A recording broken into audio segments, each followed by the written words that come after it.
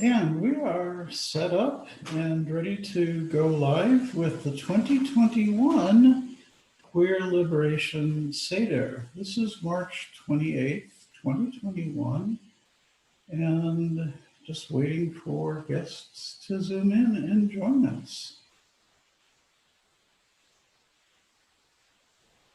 And for those who don't know me, I'm Rabba Rona, and I use Z here pronouns.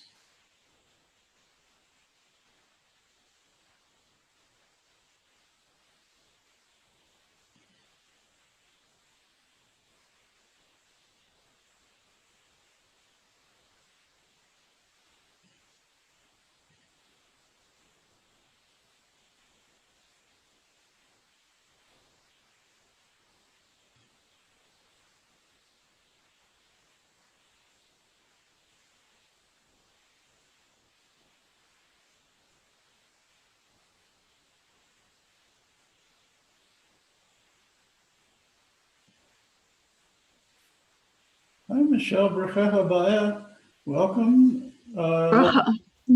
Welcome. Let you know that we are live streaming and recording. It's up to you whether you choose to have your camera on or not. But welcome. Thank you for joining us All tonight. right. Sounds good. Thank you so much. And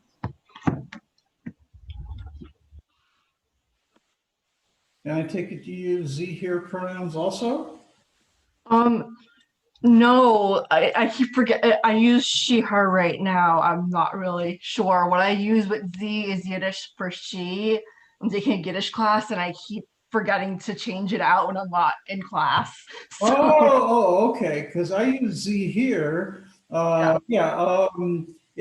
I used to speak German a long time ago. So yeah, I know that Z is she in German and Yiddish. So, Yeah. but in queer, Z is a non-binary pronoun. Yes. Yeah. Yeah. I see where the confusion came from. Sorry. No worries.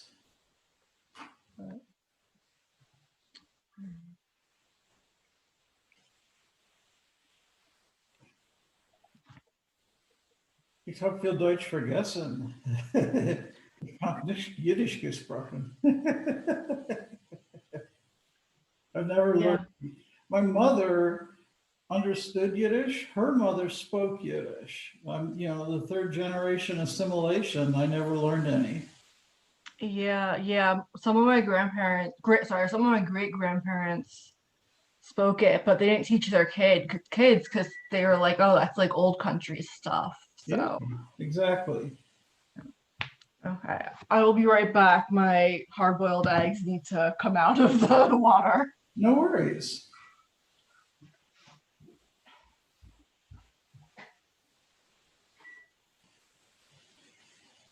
Heard your voice. We have one guest who's logged on.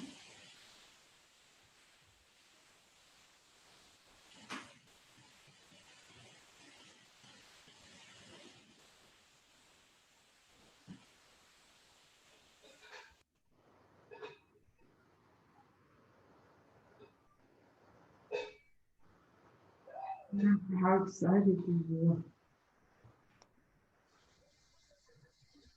Well, I'm just having guests. Oh, when we first got this done. were. Yeah. It's so out of date now because the world has changed so dramatically. So we're going to have to wing it a bit, actually. Um, with COVID and with BLM and the southern border and everything, there's so much to talk about that isn't in here. I really need to do a major rewrite. That's okay. It was designed to be a living document. It wasn't designed to be fixed in time. But everybody in the world has been just so overwhelmed that, you know, so I'll take it on at some point and do a new version of it. Mm-hmm. You feeling better now? Mm-hmm. That's good. It's like still or sparkling to drink? Something.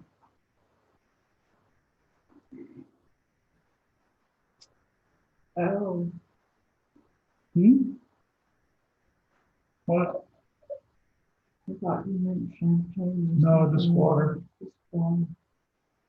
No, there's no alcohol during the ritual.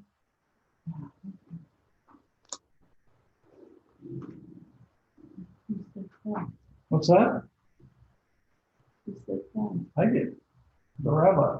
The rabbi's up.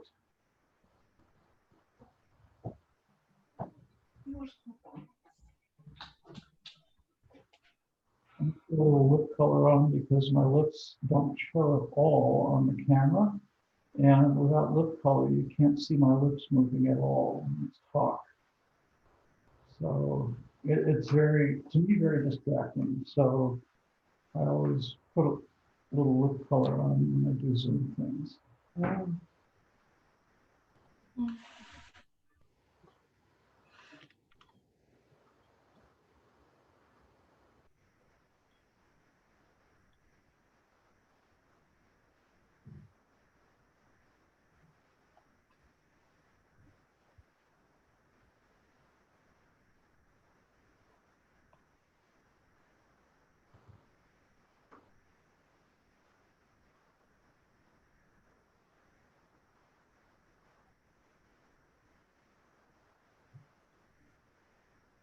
And Michelle told me she was taking a Yiddish class, which is why she has Z in parentheses. And it's actually Yiddish there. Not to be confused with my pronoun Z here, which is non-binary, but Z in Yiddish means she. okay.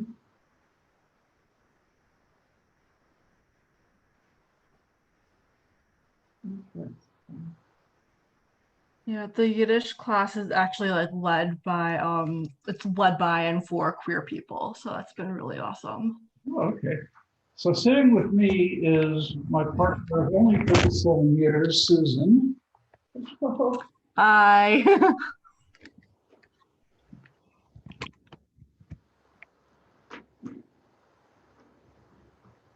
So you want to tell me a quick synopsis about Michelle?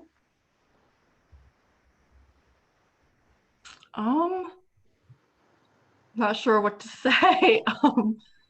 In the US, queer, um love like learning about like queer Judaism, and like I've been doing a lot with that this year. So that's been awesome. Great. Yeah. Yeah. We're in Vegas, and Oh, I'm a trans woman rabbi, although I identify as non-binary. One of a very small community of non-binary trans women rabbis in the wild, although there are a couple at Hebrew Union College. So in a few years, there will be a few more trans women rabbis out there. oh, that's exciting. Yeah. Is this in case up to you, Simone P? And Susan and I have been together, for 37 years. I was a Navy nuclear engineering officer. And then after I retired from the Navy, I went to grad school and seminary, and now I'm a rabbi. Wow, that's a pretty interesting life. Yeah, I wrote a book about it. Oh, cool. Yeah, so ronamatlow.com is the website for my book. And anybody who wants to read it, it's only $5 on Kindle. Not that I'm pushing book sales tonight. It's Yontiv. I should push book sales on Yontiv. Simone, welcome. Hi, Rabba. Thanks so much. It's really late here on the East Coast. When I signed up, I didn't realize it was Pacific time. So I'm actually ready for bed, but I wanted to log on and hopefully sit in on as much Seder as I could have. Awesome. Well, I'm glad you're here. Yeah, I get it. It's 9 o'clock where you are. Yeah, we're in Vegas, and we're glad you're here with us. We're going to wait till about 6:15, see who else joins us, and then we'll get started, the whole Jewish Standard Time thing. So right now we're just schmoozing. We are live streaming to Facebook and recording as well. And this is going to be backloaded onto my website after Yontiv so that others can learn from this as well. So, right now we can just schmooze about Yontiv or schmooze about world events or whatever. Have you all had opportunities to get COVID vax yet? Sorry, what was that? You had the opportunity to get a COVID vax yet? No, unfortunately. Oh, goodness. Hmm. Well, being ultracockers, we I got the Johnson and Johnson, luckily, and so I'm done. Susan has to get part 2 next week, and then she'll be good. Just where we ended up having to go, and I lucked out. But Yeah, I'm not on any of the high priority lists, so I'm just chilling in my apartment until I get the vaccine, basically. yeah, right. Hmm? I said, yeah, right. I mean, you got to Yeah. stay safe. Pikuach nefesh. It's a horrible thing. And, I mean, like last year, we went to Hawaii in January to bury Sue's mother at Punchbowl, which is the National Military Cemetery there. And there was just like trickles of rumors of the virus back then. And we thought, oh, this is nothing. And then we got back and it starts building. And we were living in Washington at the time. And that's was one of the epicenters. And things Yeah. started really getting hot. And then in March, I had been booked to be a keynote speaker at a Pride service in San Jose, which is my hometown. And we were like, there's no way we could still have restrictions in June, could we? Little did we know, here we are, 13 months in, and the world is still not recovered yet. I mean, it's just bizarre. And, when we get to where we wash hands, we'll talk a little bit more about things. Amanda, oh, so awesome to see you, sort of.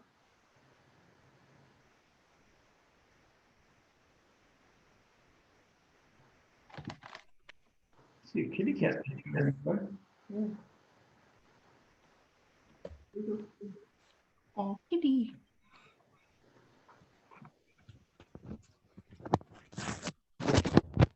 There she is. Hey, y'all. Hi. Right now, we're kind of schmoozing and just waiting for a few more minutes, operating on Jewish Standard Time. And so we're going to get started formally at about 6:15. We are beaming out to the world and recording. And at about 6:15, we'll light candles and kick things off. And at that point, I'll put the Haggadah up on the screen so everybody can see it.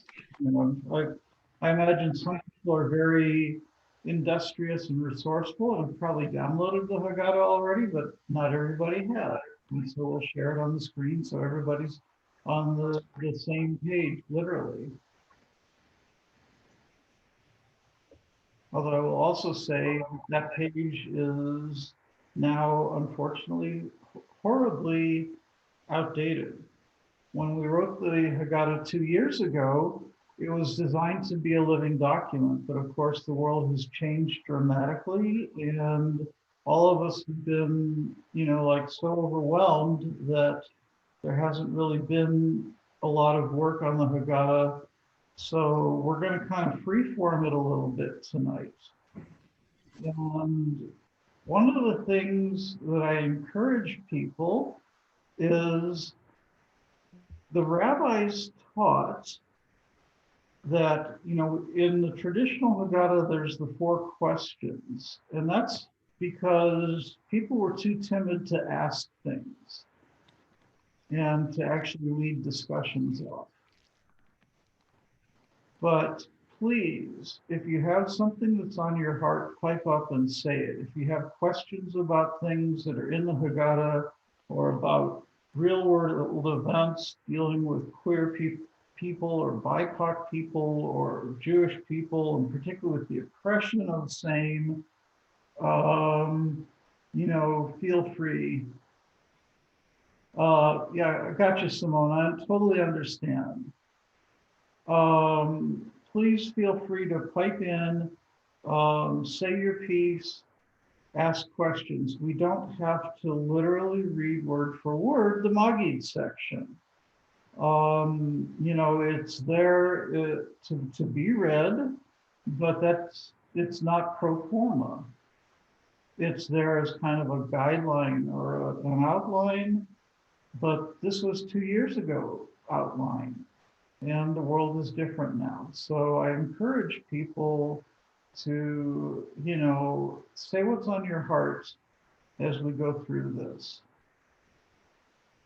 And, while we're waiting, we will acknowledge that we are, since it's Passover, reclining because we're free people. And reclining, by the way, comes from Roman times when people didn't sit at large tables. They actually reclined on individual couches, and the servants brought the food to them on little side tables. That was the nobility who did that.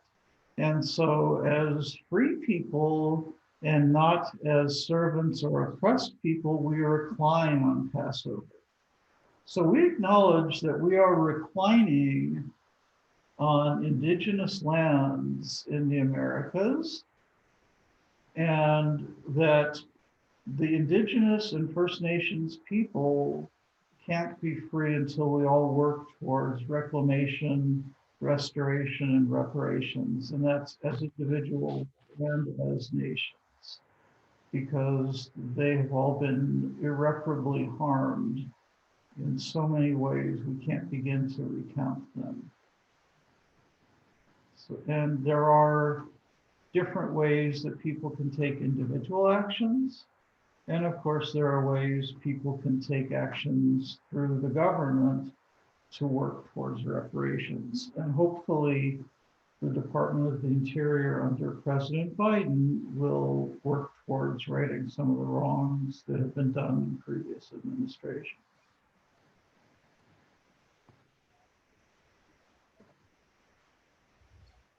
And yes, it will get political tonight. Don't worry. This is not a 501c3. We are not tax exempt. We can say anything we want to.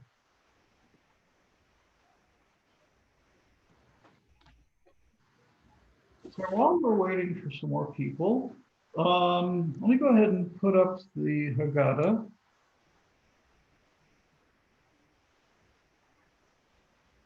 Oh, I seem to have, okay.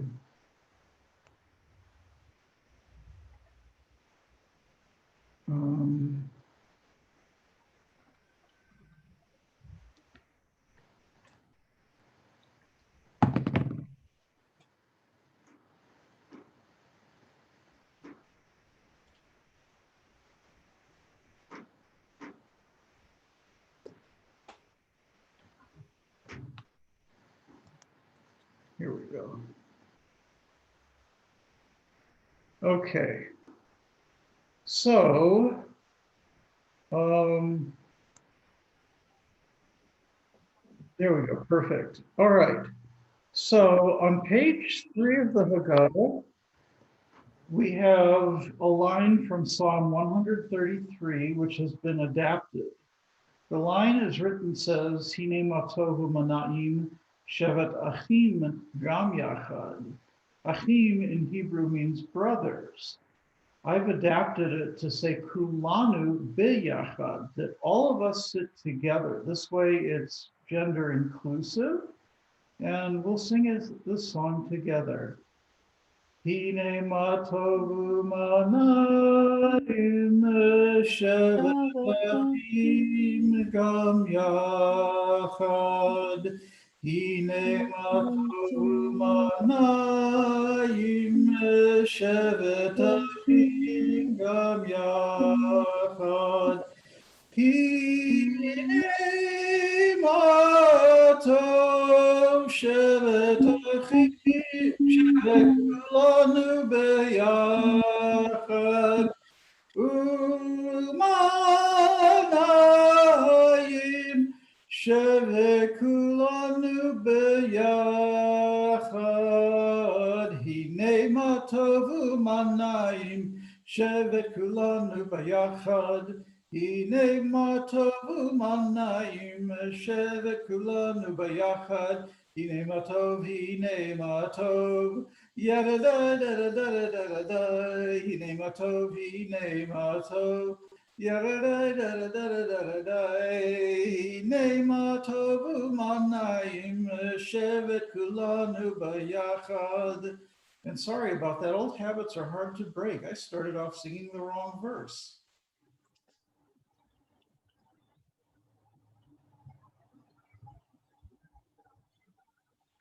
So we're going to light the candles for the Yom Tov in a minute. And we'll note that as we bathe in the light of these candles, we remember all the candles we lit as Jews, as queer people, as allies, those who struggle for freedom, Shabbat candles, Yortzeit lights, candles at AIDS vigils, and candles that take back the night marches. Some of us are old enough to remember the AIDS epidemic when it first began. As we share the light of these candles, we rededicate the flame each of us carries within, that small reflection of the Creator's light that is ours to use as a beacon in our work of Tikkun Olam, of repairing the damaged world. We rededicate this small spark that we can use as a match to give light to the hopes and dreams of all people.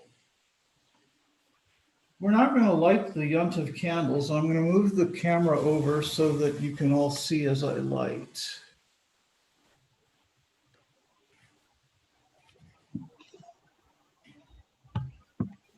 And on Yom Tov, we don't actually light new flame. We transfer flame from one candle to another. So we have a burning flame here, and we'll transfer the flame.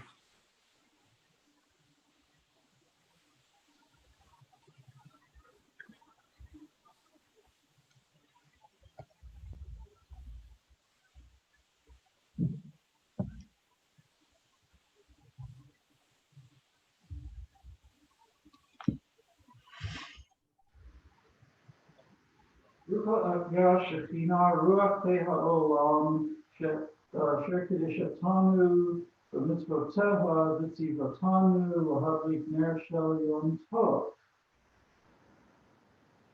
Blessed are you, Yah, Shekhinah, the Spirit of all creation, who sanctified us with her commandments, who commanded us to light the holy lights. Now you'll note that this form is different than what you've probably heard from standard blessing formats. And that's because throughout the Haggadah, we use different blessing formats to account for differences in God language, because neither Hebrew nor English accommodates the broad variety of genders that exist in the world. So we try to accommodate that by using a variety of God language. Okay, we now fill Miriam's cup, and we'll fill Miriam's cup with spring water because of Miriam's well. Now, the Haggadah here talks about a ritual of communal filling of the cup. This obviously can't be done because we're in many places and because of the pandemic. So I will just fill our cup. In every generation, we experience oppression and liberation. In our wanderings, both as people and as individuals, Miriam's well still accompanies us as a sustaining presence in the desert, enabling us not just to survive, but to thrive. Miriam's well reminds us that our journey has both direction and destination to a place where freedom is proclaimed, a land flowing with milk and honey. And we read together. Zot kos Miriam, kos mayim chayim, zecher tziat Mitzrayim. This is the cup of Miriam, the cup of living water, a remembrance of the exodus from Egypt. May the cup of Miriam refresh and inspire us as we embark on our journey through the Haggadah.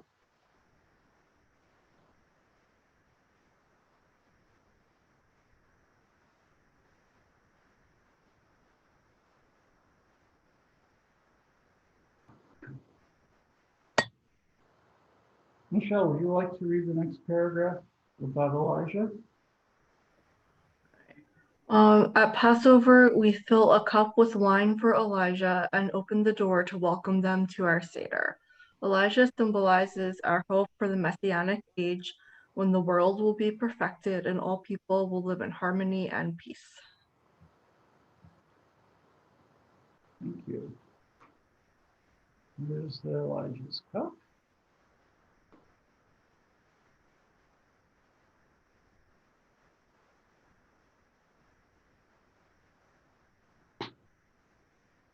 And we also fill a cup for Ruth.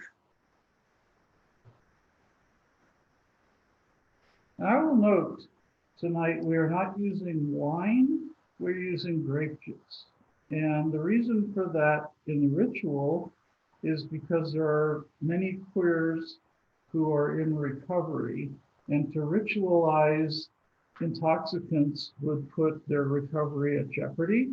So we choose to use grape juice instead to ensure the liberation of all.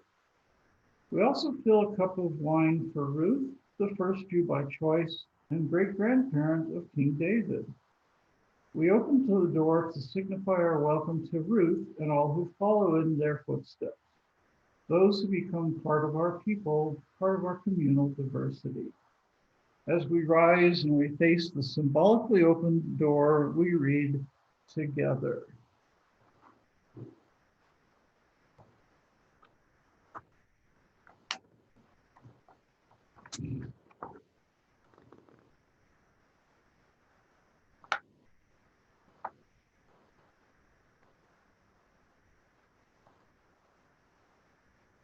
We declare that we do not have to wait for the Messianic age to make sure that every Jew feels fully comfortable and embraced by our people, no matter who they are, what their parentage, what their skin, hair, or eye color is, what their name sounds like, how they became Jewish as a child or as an adult, Jewish by choice or chance. And we are seated.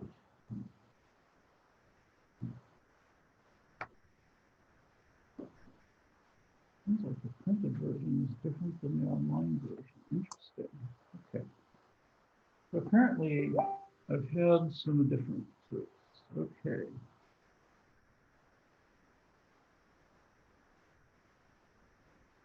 Well, hello, Kaylee. Welcome. Chag Sameach.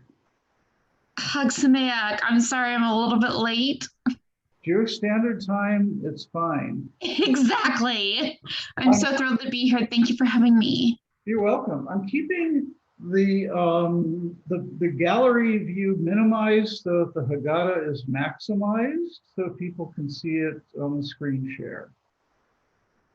So we're going to take a moment. I'm going to go back to full gallery view instead of the screen share, and we're all going to introduce ourselves for a moment. So again, we are beaming into the real world and recording so people can be camera shy if they choose. I'm Rava Rona in Las Vegas, and with me is my wife and partner of only 37 years, Susan, and she's right here. I use Z here pronouns. I'm a retired military officer, ordained rabbi, disabled veteran, and a few million other things. Okay, go around the screen. Amanda?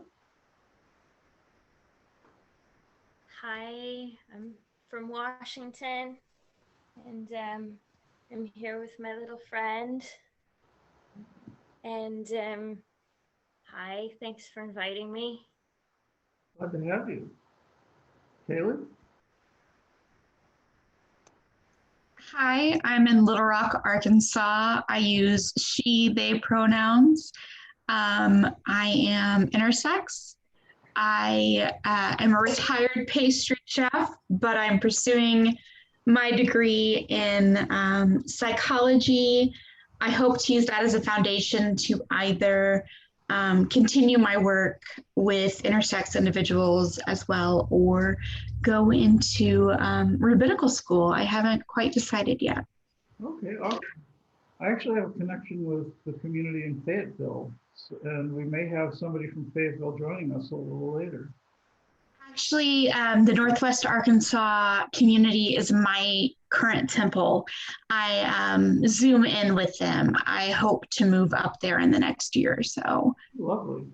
Yeah, they're wonderful. Oh, I love them.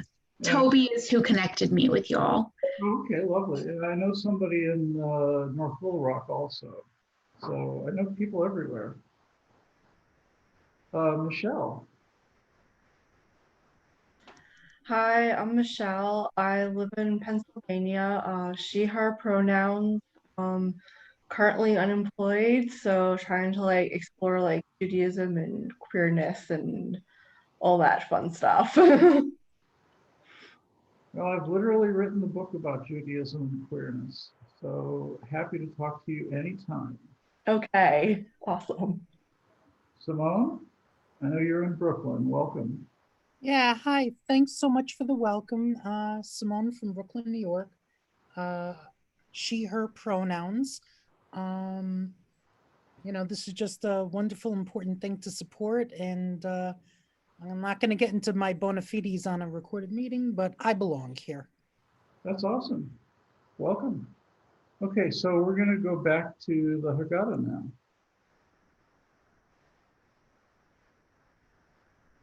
Okay, so on the bottom of page 10, we have a bracha. Baruch atah Adonai Eloheinu melech haolam mishaneh habriot. Blessed are you, eternal, our God, sovereign of the universe, who has made all creatures different. And I've done a lot of research into the creation of the world. And in fact, I have a research paper coming out later this year where we talk about the details of the creation of humanity to prove that sex and gender are not binary and never have been, and to get into then what that does for the language of sexuality. And this is a continuation of, response to the discussions brought on by the church people who insist that the Bible says that sex and gender and sexuality can only be straight and binary and everything else. And, I'm here to prove that they don't know what they're talking about. But of course, they don't have the access to the Hebrew and the Masoretic text and the commentaries and everything else. And they don't even know what the Greek says for that matter. It's all Greek to them. All right, so now we all get to Kadesh and we fill our first cup of juice. And again, as I said, we don't use wine for the ritual tonight because of the acknowledgement that we have members of the community who are in recovery. So I invite those who are able to fill their own or a neighbor's cup with grape juice.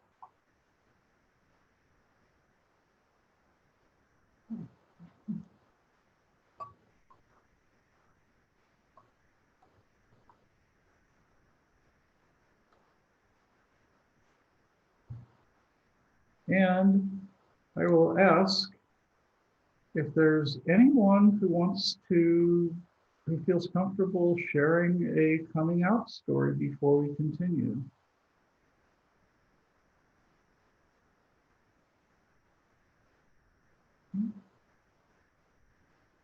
Okay, it's a little hard. It's a little daunting when nobody knows anybody. So I'll do it. Okay, go ahead. It's been kind of a process over several years of understanding what it means to be intersex. And recently I have understood a lot of trauma that has happened to me has happened because of my intersex status. One particular thing that happened to me was that a doctor told me I had cancer and got me to agree to a procedure that removed my fertility because of my intersex status. And I never had cancer. But part of that journey was understanding that part of my queerness and that difference that I feel in the world, that uncomfortable experience, is because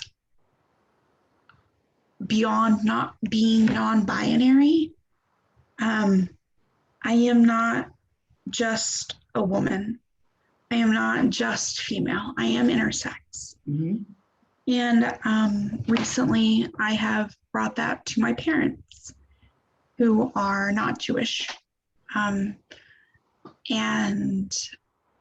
there has been a journey of conversation and understanding that wasn't there at the beginning. I talk a lot with my friends about liberation from inner Egypts. And that was a major one for me. So that's something that I have been relishing in this season of Passover. So. Okay, I'll tell you, first off, the Hebrew for Egypt is Mitzrayim, which means two straits, two difficult places, and you're passing through that. I will also acknowledge that I know a lot of intersex people who are resisting and rebelling against ISNA, the Intersex Society of North America, because they have basically medicalized the intersex condition and aligned with the cishet binary medical industry instead of protecting intersex people, and allowed for coercive sexual assignment of intersex people. And so, and obviously that's what happened to you. You were forced into coercive assignment, which is gross criminal malpractice. And I'm just horrified that that happened to you. I will also say, you obviously, since you're able to get the Zoom login, know how to get in touch with me. If you need help navigating the dialogues with your non-Jewish family and friends, on being Jewish or being queer or any of that, please be in touch. Thank you so much. It's been a journey. I feel nothing other than gratitude. The 14th of March was the 1-year anniversary of a suicide attempt that was remarkably a change in my life and my outlook. I feel so blessed to be here. And I want nothing more than to help other people through the struggles that I have been through. I don't necessarily feel blessed by the things that I've experienced, but I feel excited about the opportunity to help other people. So, If you check my website or my book, you'll find that I have a couple of reflection pieces titled "When a Bad Thing is Good," because when we have the inner strength, we find how to bring good out of the tragedy in our life. And obviously, you've done that because you do have that inner strength. it's very Harold Kushner. No, he's a rabbi too. You know, we understand these things.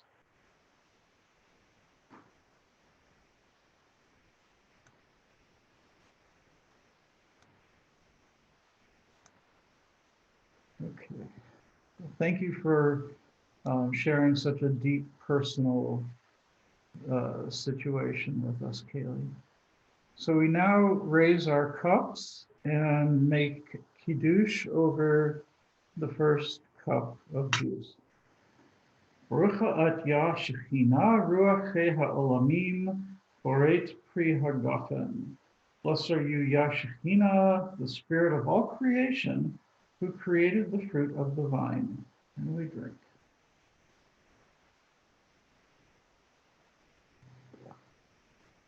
L'chaim.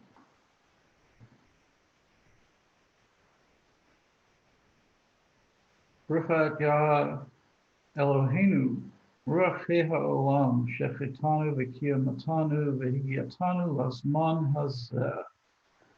Blessed are you, eternal our God, Spirit of the universe, who enlivened us and sustained us and enables us to reach this season.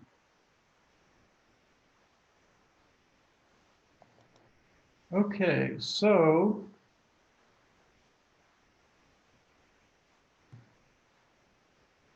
we now come to the point called Urchatz, the symbolic washing. And here I'm going to talk a little bit.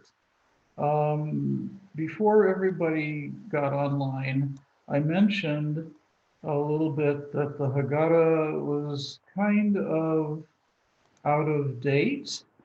And it was written 2 years ago by a collective group of authors and rabbis and scholars. And it's been updated a little bit since we printed the print edition, but it is still in need of significant work because the world has changed so much. The ritual washing that we do is symbolic of the washing that the priests did in the Holy Temple in Jerusalem. The Torah establishes a state of ritual purity and impurity, and you could not do the temple rituals unless you were in a state of ritual purity. The most significant one being tumat mate, or the impurity from exposure to death. And because the temple no longer stands, we are considered to be in a permanent state of tumat mate. We can no longer do the ritual of the red heifer and collect the red heifer's ashes and create the mechatat, the waters of purification, to purge this form of impurity. But we still do ritual purifications as a symbolic rite to remember the forms of purification that the temple carried out. And this is because in Exodus, God tells us that we are a kingdom of priests. And so all Jews are obligated in this act. Now, this is very pertinent to the pandemic because Jews have ritually washed our hands for 2 millennia and longer. And just the act of ritually rinsing our hands with water poured from a cup over our hands is an act of ritual purification, but it also creates an act of sanitation that people in the broader community didn't have. And so in previous pandemics and plagues, communities noticed that Jews had lower rates of infection than the broader community. And out came the slander. The Jews caused the plagues. And of course, they attacked us for it. Very similar to the way that lots of people are attacking Asian Americans today over the COVID pandemic because of the reported origin in Wuhan, China.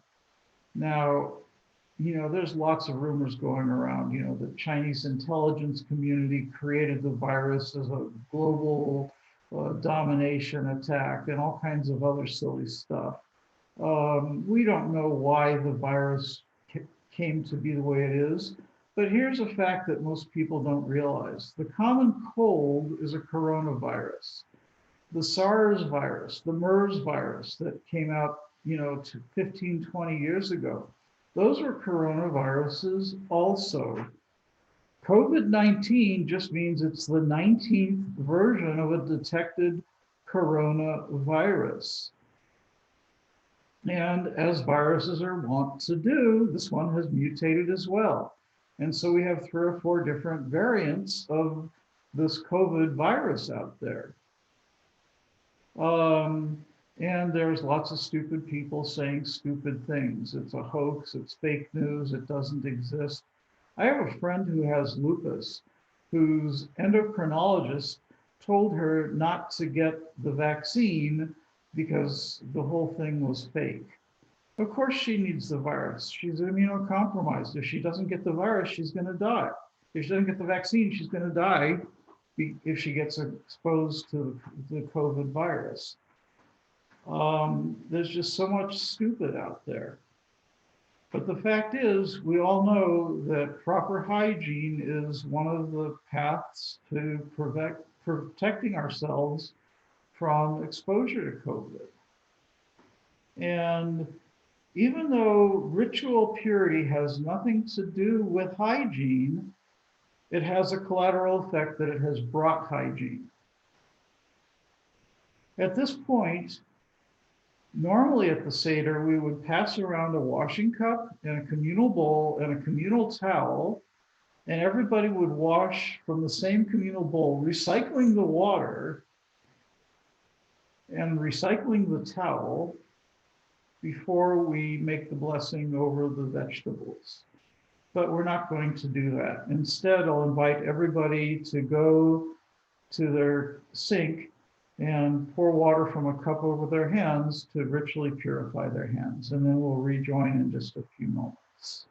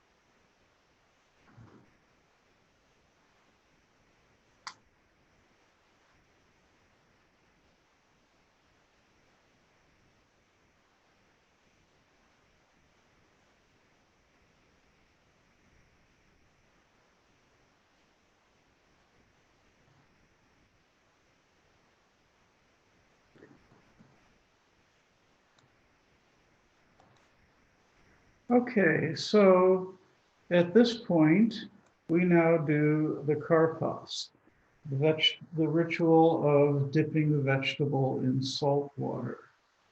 Now, at normal Ashkenazi Seders in the US, we're used to dipping parsley, but it doesn't have to be parsley, it can be any vegetable. We have an array of different vegetables on our table.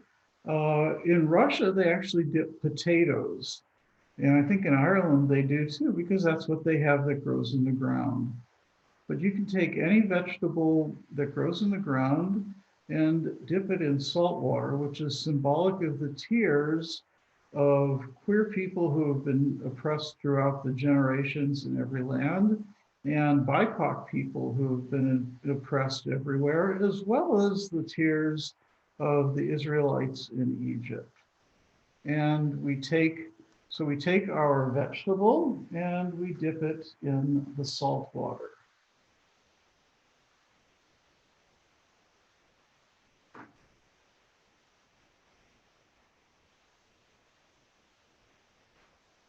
And we recite together, Nevarech et ein hachaim borei pri ha'adamah. We bless the source of all life who brings forth the fruits of the human labor. And we eat.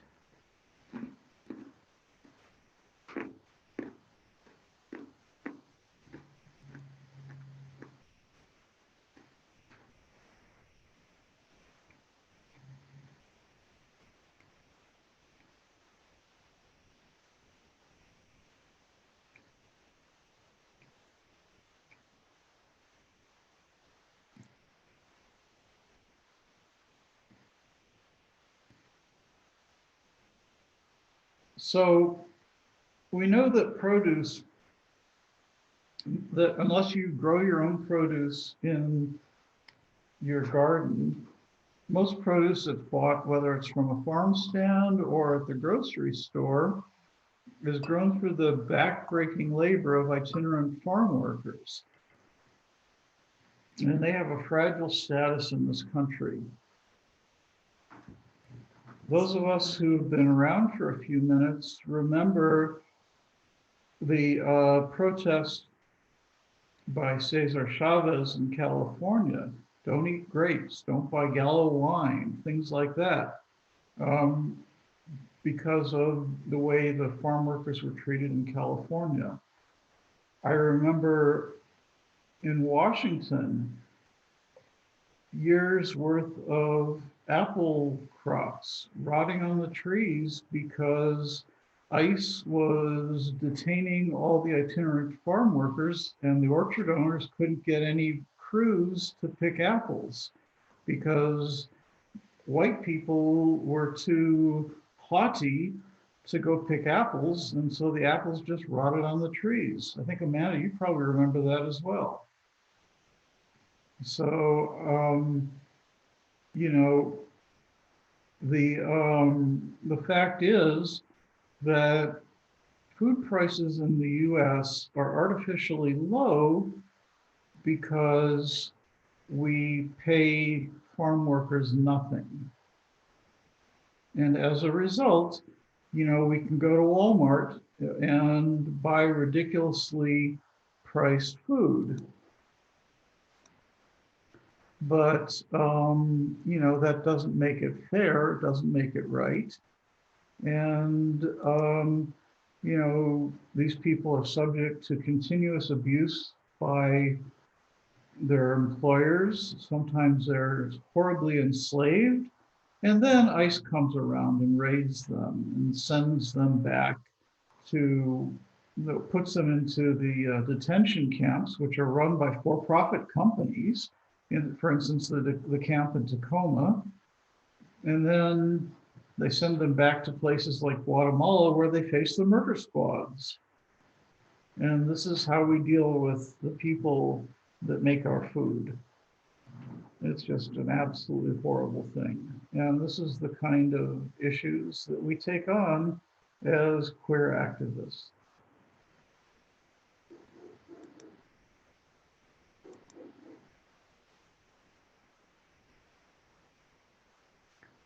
So we now come to the point where we do yachats, breaking the middle matzah.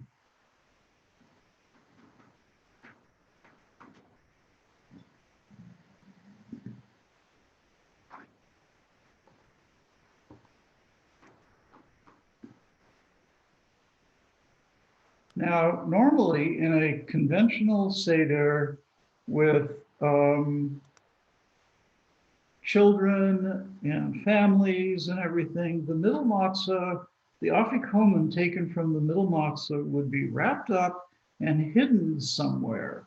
And then after the dinner, the children would go and find it, and they would hold it for ransom, because you can't end the Seder meal until after everybody's eaten the afikomen. And they would, whoever finds the afikomen gets a prize from the Seder leader. We don't have any children, so we'll just break the matzah. The larger piece will be the afikomen, and we'll eat from it later. The afikomen is actually symbolic of the Pesach sacrifice, which was eaten as the last thing that they ate in temple times during the Passover Seder. So after they had eaten a full meal, then they went and ate their sheep or goat that they had set aside as their Pesach sacrifice. So you're stuffed to the gills with food. Now you get to eat a whole roasted animal, roasted in fire. It can't be boiled, can't be eaten raw, got to be roasted in fire. Great, yummy. Now you got to eat barbecue after you're stuffed up. Wonderful. But that's the way the Passover Seder went back then. We just have a little bit of matzah to end the meal. That's the way it works now. It's a remembrance of how things used to go.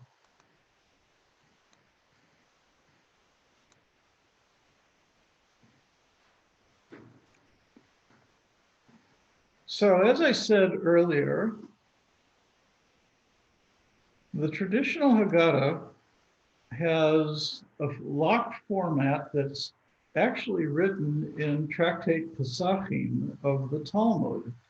And what's in the Talmud is very, very much like what's in the Haggadah today, from the beginning to the end of it. But for those of us who are dealing with modern issues, it's not so relevant. And so a lot of people have done a lot of work and created various different kinds of new Haggadahs dealing with different kinds of topics. And this Haggadah is no different. One of the things that's really important is that this be participatory. So, we'll go around, and I hope that people will feel comfortable reading sections of it instead of it just being me reading through, because my voice will get tired and you'll get tired of hearing me. Those who have been to Seders of the traditional style know that there are 4 questions. Ma nishtana halayla hazeh, or Ma nishtana halayla hazeh mikol halayla. There's a couple of different melodies for it, but anyway. The rabbis taught if somebody asks a valid question about the Haggadah, the story, it's as if the entire Maggid section was read.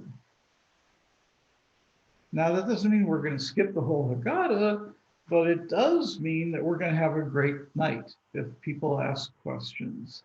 So I encourage people to, if they have things that come up from their heart, please, speak up as we go through this, because it makes it a lot better, particularly since, as I said earlier, this text is 2 years old and the world has changed so dramatically with COVID, with BLM, with the vast number of cop killings, with the record number of trans murders, with us still engaged in 30 plus years of endless war in Iraq.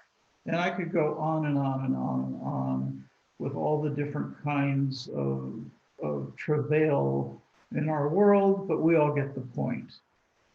So we'll just go on from there. I'm going to minimize the Brady Bunch, and we'll go through the text a little bit.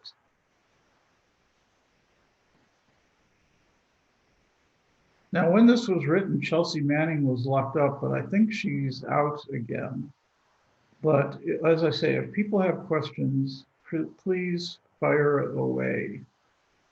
In the Haggadah, they talk about 4 sons, or if you want to be gender neutral, 4 children, who come from different verses in the Torah that take different perspectives of asking about the Passover Seder. In a traditional Seder, I always ask, what would you say to a child who never got the chance to ask due to sinat chinam, or senseless hatred? And this question was pretty much motivated by the Shoah, the Holocaust, with 1 million children exterminated. They never got the chance to ask any questions. We're even more mindful here because of all the queer children unhoused because their parents would rather see them dead than queer. We're mindful of the queer kids who are in institutions because their parents think conversion therapy can somehow fix them. We're mindful of the queer kids who are incarcerated because of the prison industrial complex, and most mindful of the queer kids who didn't make it. We're also mindful of all the BIPOC people killed by action of the state that we trusted to protect us, who never got the chance to survive and live their lives, and so many other people who have faced oppression in our worlds. And we read together. We pray for a day when all queer kids can live fulfilling lives to adulthood and move forward to improve and fix our broken world. Then in the traditional Haggadah, there's a long recounting of stories from the Talmud. This is a queer liberation Seder, so rather than recounting the traditional stories and songs, which are foundational to us as Jews, but not as upfront as the daily struggles we face as queers. If there are people who need to share their stories of liberation or share stories of people needing liberation still, we invite them to share. And we read together. While we may be free, we know that there are far too many queers, people of color, disabled people who are still bound.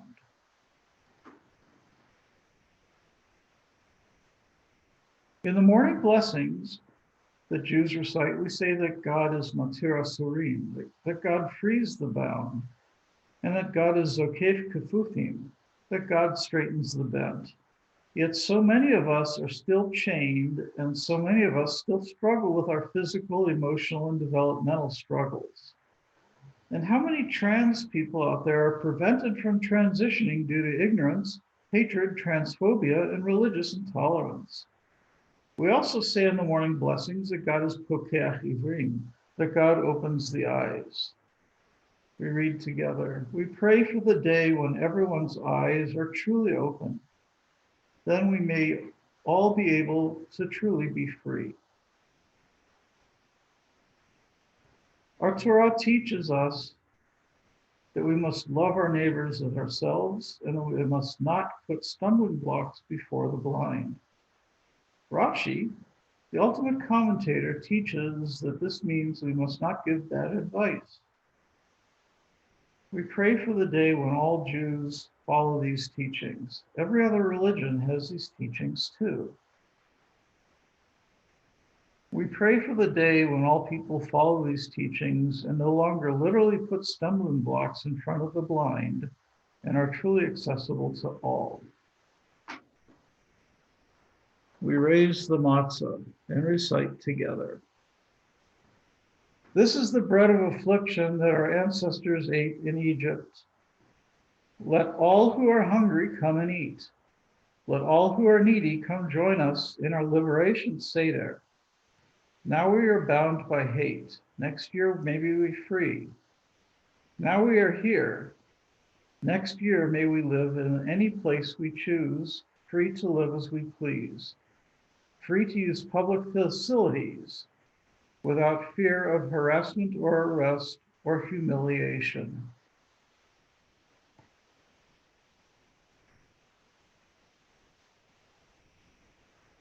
Now, the following is a very charged topic. The traditional Haggadah recounts plagues that God cast on Egypt in freeing the Israelite people from Egypt.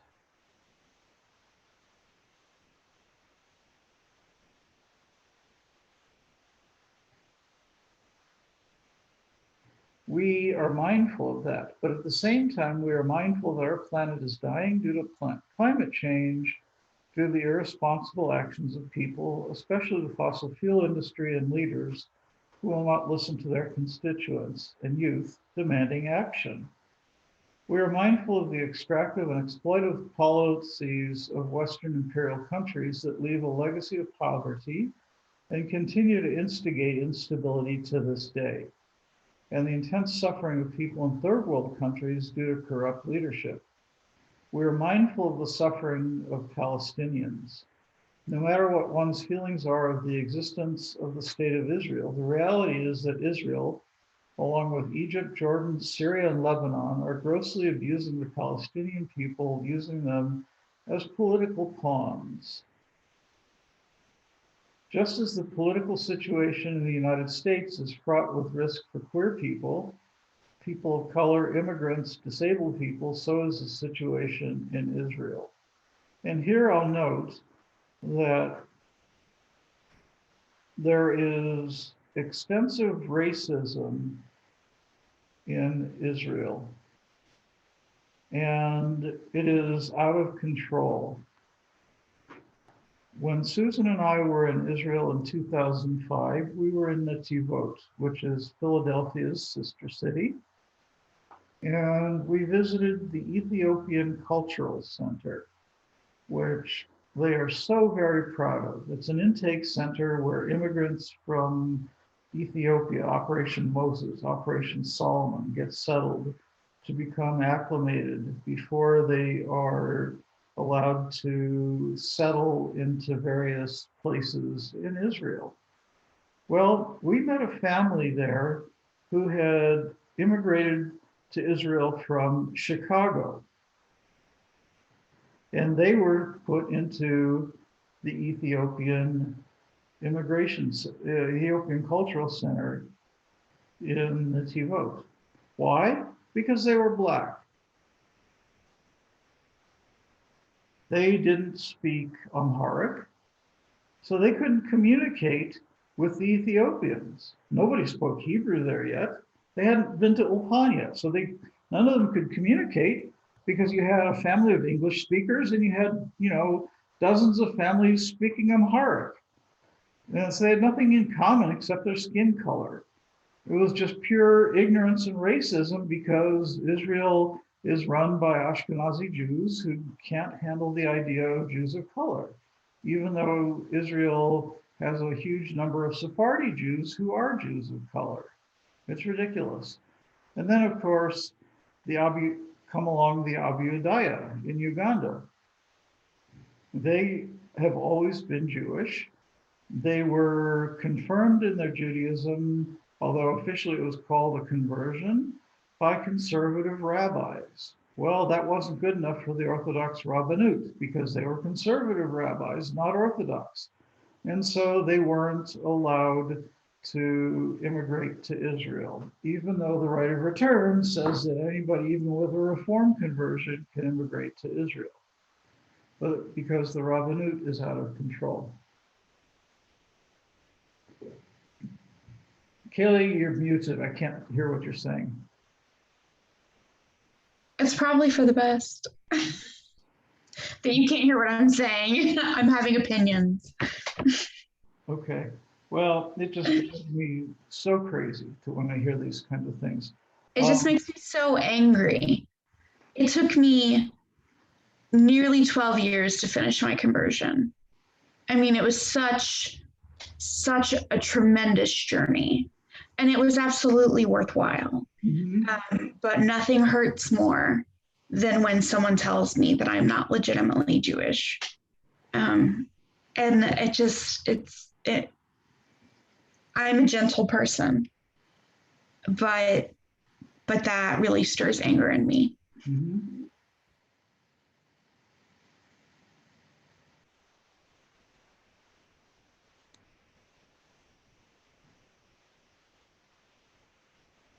Thank you, Michelle. Appreciate your comment. Michelle said when she was there in 2012-13, there was also issues with discrimination against non-Jewish Africans who came as refugees. Yeah, it's a huge problem.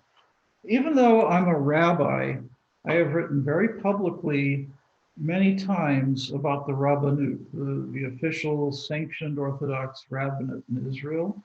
And I have rallied for the disestablishment of the sanctioned Rabbanut. In fact, I would like to see the Constitution of the State of Israel changed to reflect the intended makeup of Israel, which was a secular socialist state. And the reason it isn't is because the League of Nations played games with Israel back in '48 when they gave them just a couple hours to write a Declaration of Independence right before Shabbat began on a Friday afternoon. And so the Declaration and the Constitution were not able to be written fully, and so this happened. And because of it, the Rabbanut has taken hold because of the parliamentary form of government and forming coalitions, because they can't get enough people together to put everything, and the governments are so weak. B, Baruch haba. My dear friend B from Olympia is here. Hello, Chag Sameach. Chag Sameach. So, yeah. So we go back to the Haggadah now.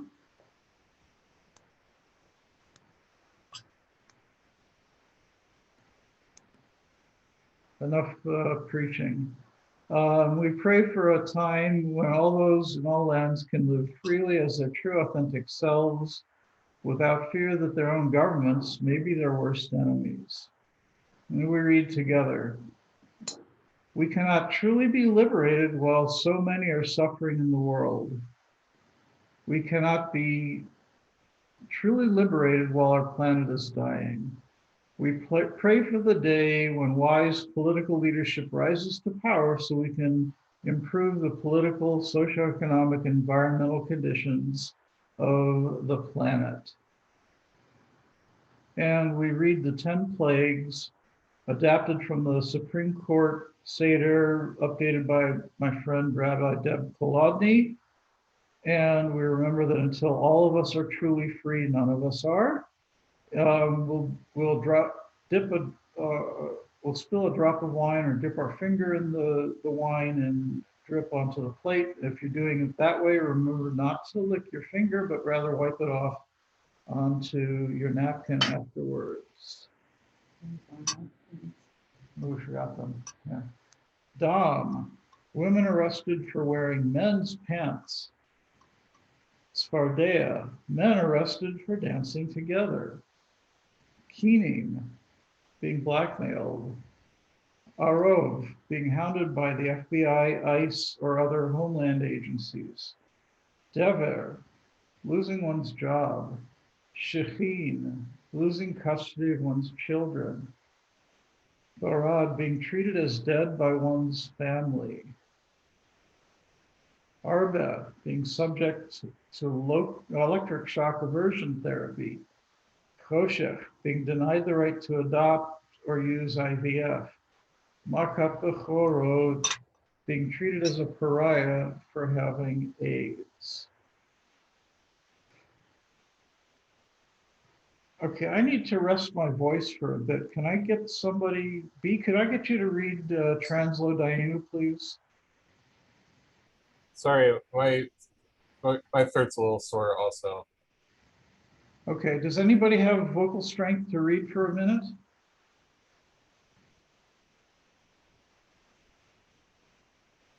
I can read. Okay, great, thank you. We were instrumental in the Compton riots in San Francisco. San Francisco. It was not enough. We were leaders in the Stonewall riots in New York. It was not enough. We supported our gay and lesbian brothers and sisters in the fight for gay and lesbian rights. It was not enough. We fought for equal marriage. It was not enough. We fought to be allowed to be medically transition if we were not going to match stereotypes of what it means to be a man or woman. It was not enough. Can we scroll down?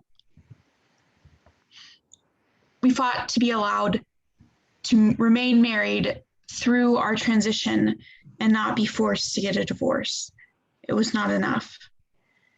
We fought to be allowed medical transition if we were not going to have genital surgery. It was not enough. We fought to be allowed medical transition if we were going to be gay, lesbian, or bisexual. It was not enough. We fought against gatekeeping and doctors, psychologists, and other health providers dictating what was best for us. It was not enough. We continue to fight against being portrayed as predators and pedophiles. It is not enough. We fight for access to employment. It is not enough. We fight for the right to exist without our identities being questioned by others.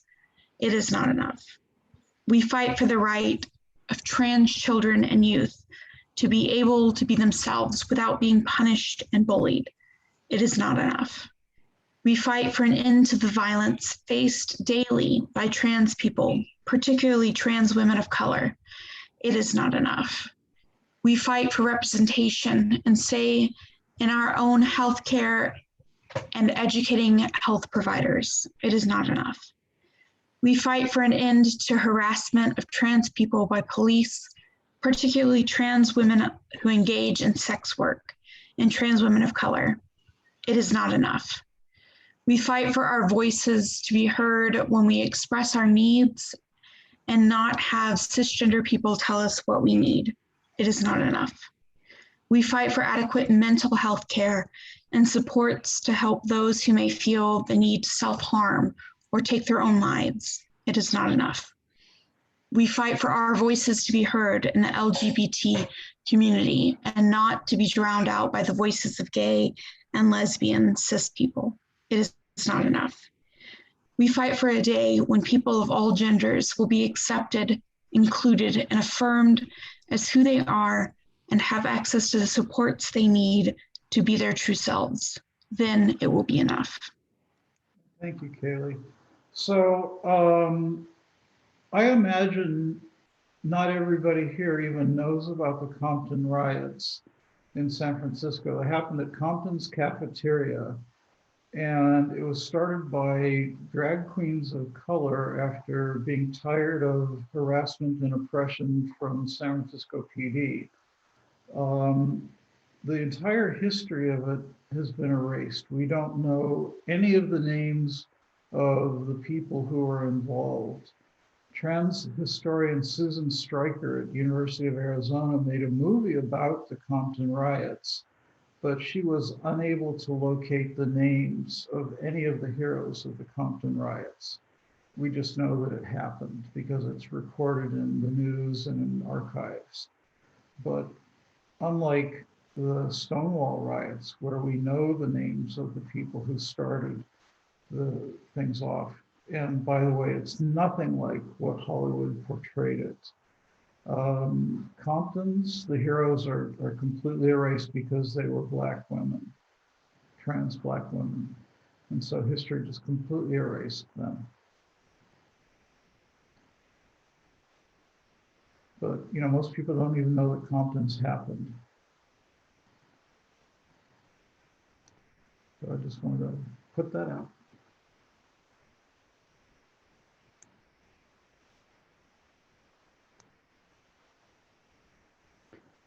Okay, so we now continue with our second cup of juice. Baruch atah Shekhinah Ruach HaOlam Boreit Pri Hagafen. Blessed are you, Amen. Shekhinah, breath of life, creator of the fruit of the vine. And we drink.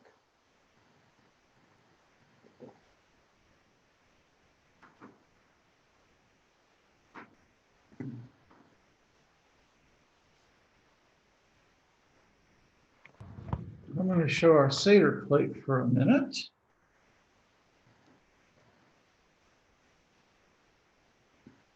And we note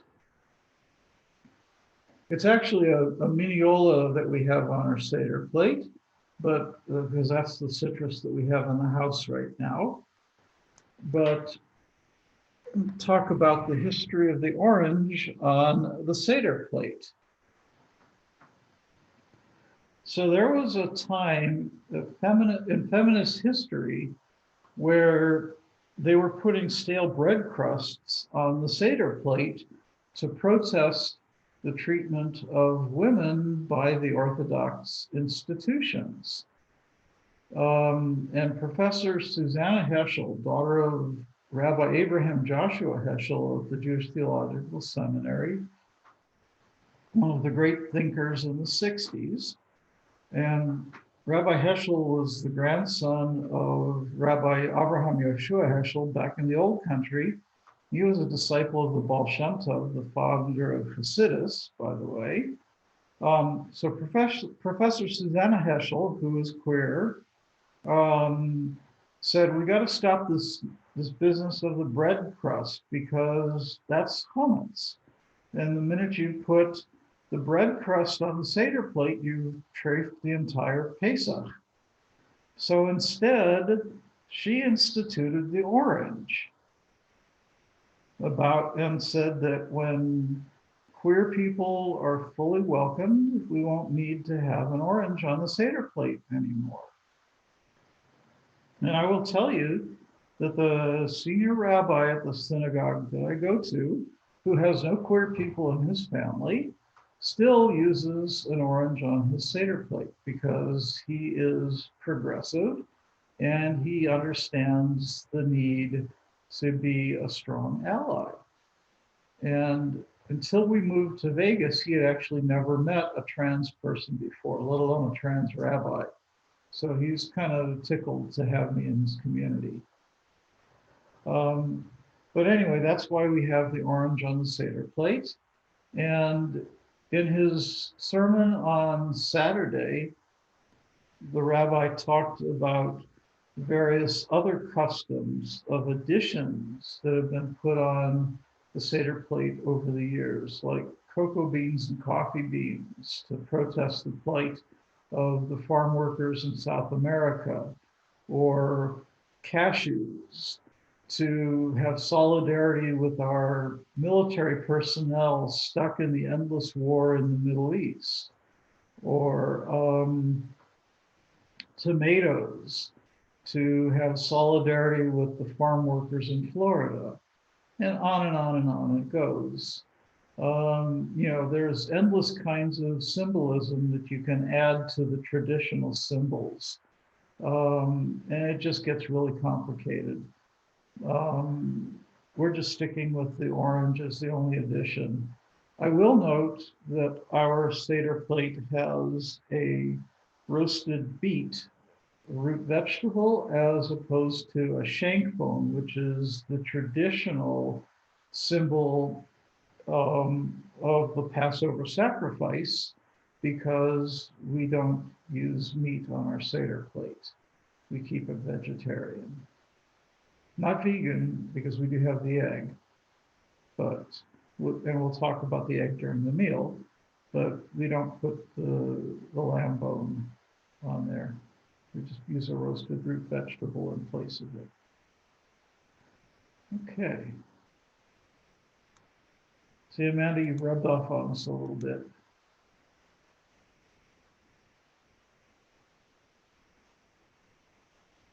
So Rabban Gamliel, who was one of the Nasis, the head of the Sanhedrin, the rabbinical court in Jerusalem used to say, anyone who has not discussed three things on Passover has not filled their duty, namely the Pesach, the Passover offering, the matzah or the unleavened bread, and the maror, the bitter herbs.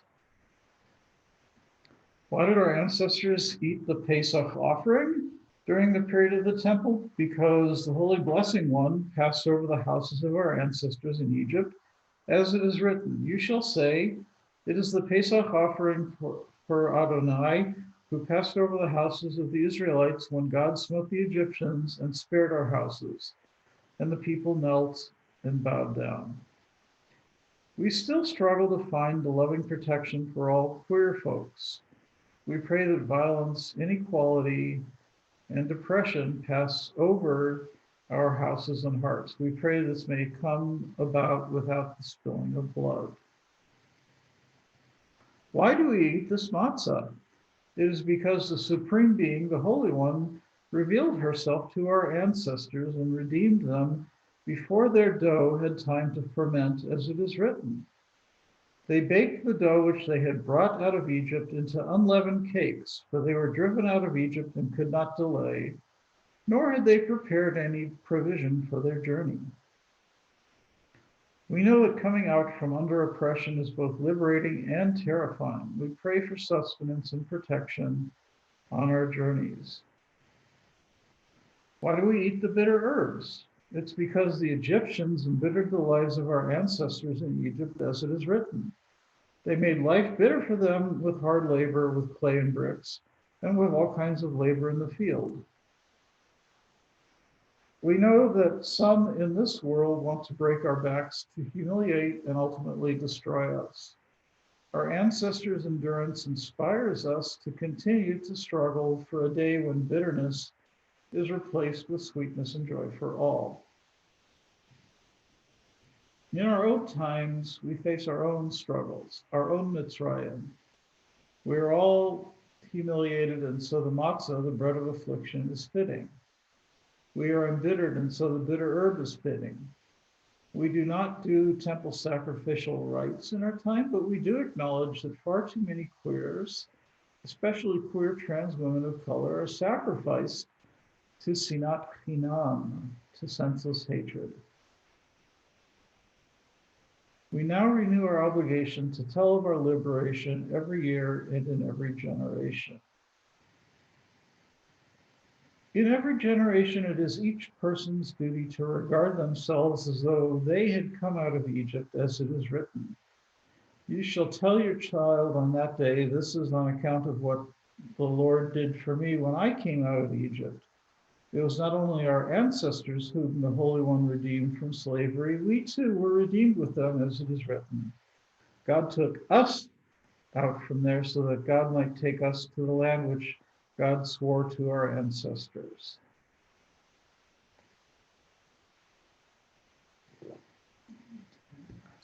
When queer people were viewed by others as deviants, as perverts, as despicable, as disgusting, as criminal, unstable, unworthy, threatening, thank God there were those who viewed themselves as good, as loving, as productive, as worthy of respect.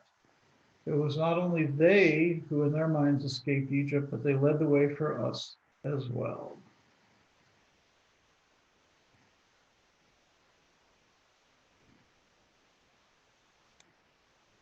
Okay, so now we're getting to the point where we're going to eat. So we come to the second washing. This time we'll make a blessing after the washing. So I invite people to again go and wash, but I will point out that this time after we wash, we will make a blessing, and it's customary to not speak between the time we wash and the time we eat the matzah, with the exception of making the blessing. So we'll go and do the ritual washing, and this will be a silent period until everybody is gathered together again.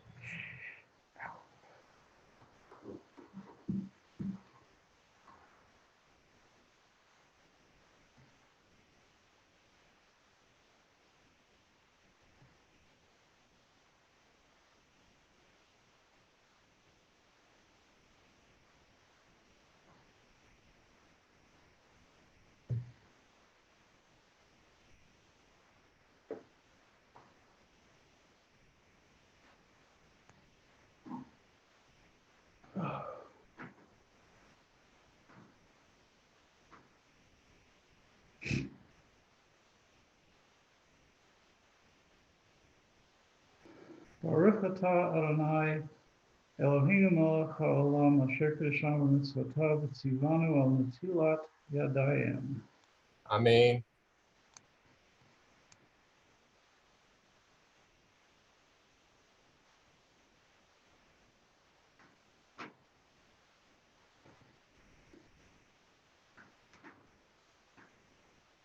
I would take the upper matzah. Baruch atah Adonai Eloheinu melech haolam hamotzi lechem ha'aretz. Baruch atah Adonai melech haolam asher kiddushanu b'mitzvotav v'tzivanu al achilat matzah. Amen.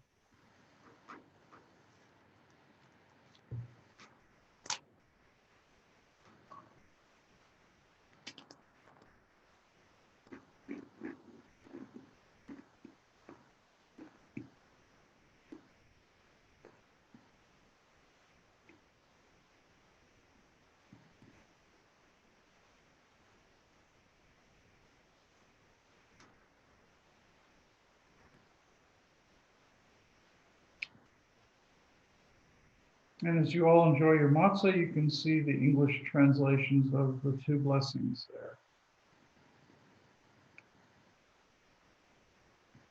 According to Rashi, the Torah commentator, the way the commandment about eating matzah is written in different places in the Torah, it's actually an obligation on the first night of Passover and optional the remaining nights. You're not allowed to eat leavening the rest of Passover, but you're not obligated to eat matzah either. But during the Seder, you're obligated to eat matzah.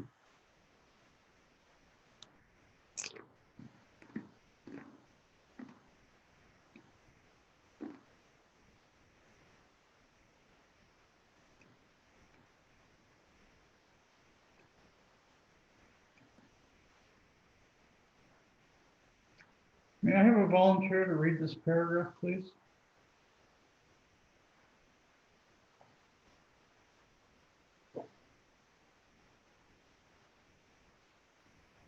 I can read.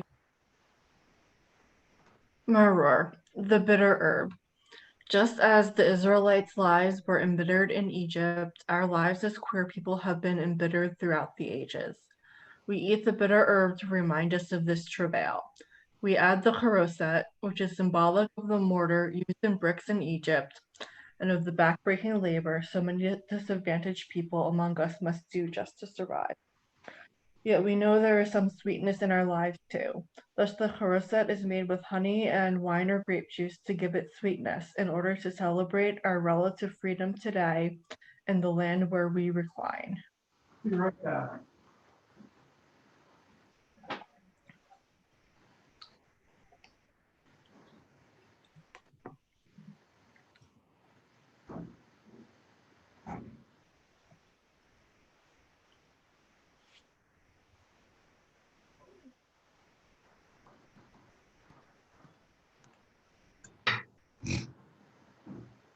You can tell I'm tired. I keep forgetting things.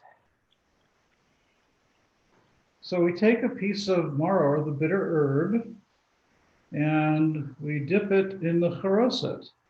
And customarily we use the romaine lettuce as the maror for this, although if people are really hardy, they can take a slice of horseradish, unprepared horseradish, and do it that way.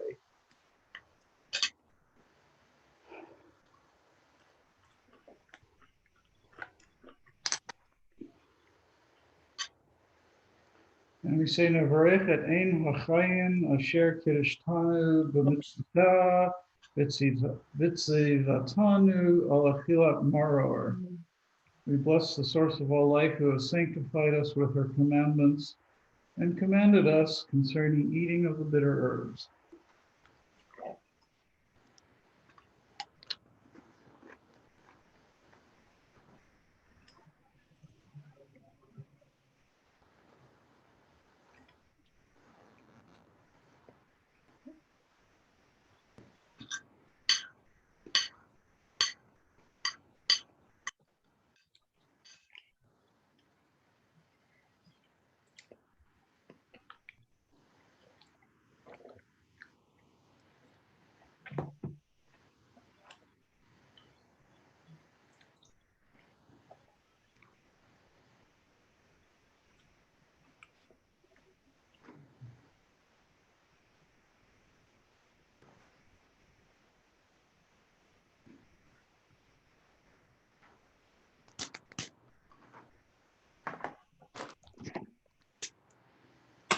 So next we have Korach, the Hillel sandwich.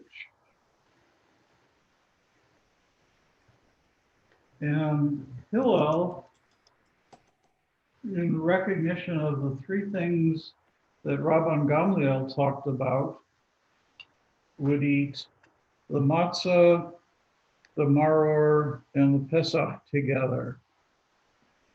We don't have the Pesach, so we eat the matzah and the maror together. And if you like, you can put some charoset on it to sweeten it. And we make a sandwich with it.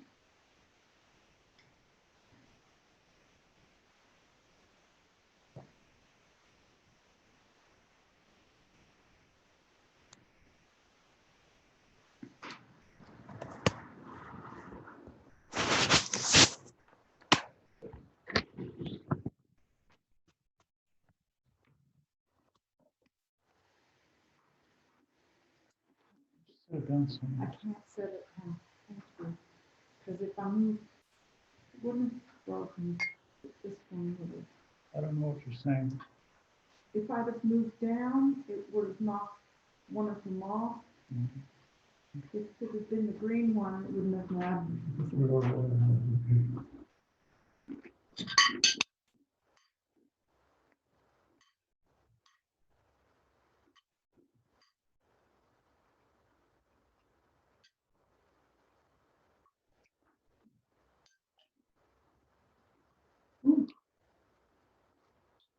Just knowing it.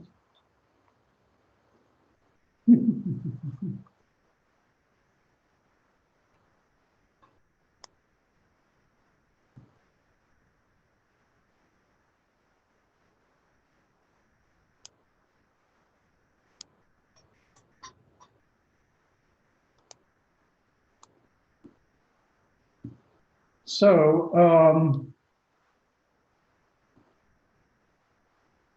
we now come to everybody's favorite part of the Seder, the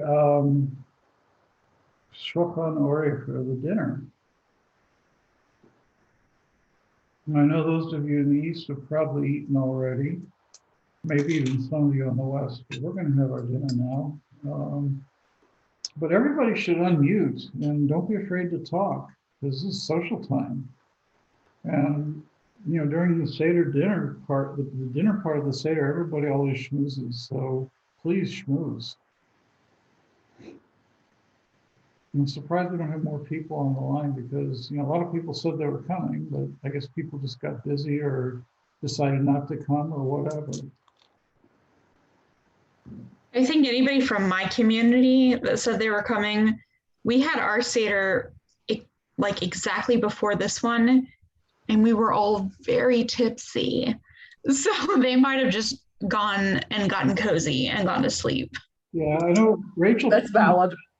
Rachel Prince said she was coming, but I almost didn't make it because I went and laid down. I was like, wait, I have a thing, don't I? I have a thing. And I had to get up and shake it off.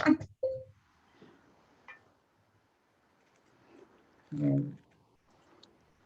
we'll go get our first course. I'll be right back.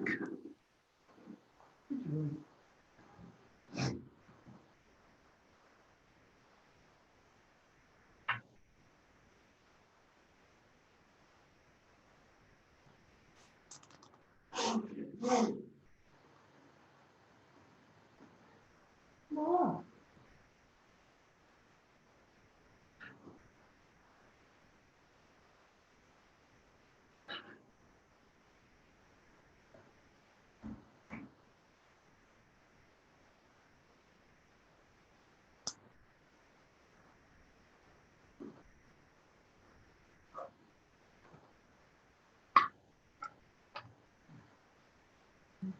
So it's customary at the Seder to start with a boiled egg.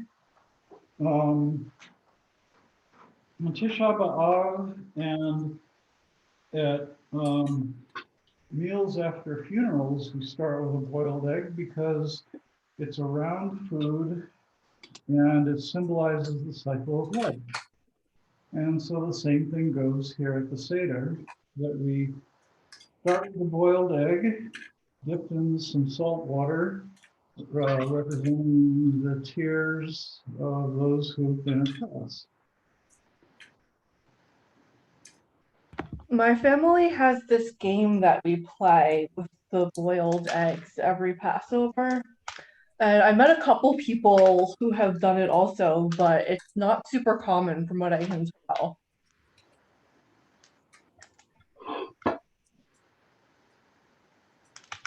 Amanda, do you recognize this tale?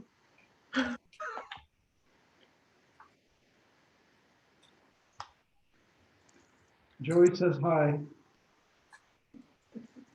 I had to do a double take because I have one here and it looks like a dark colored tail. I was like, how did his tail end up on your screen?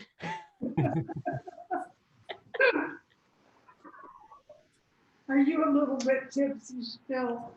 Here's Joey. He says hi, y'all. Oh,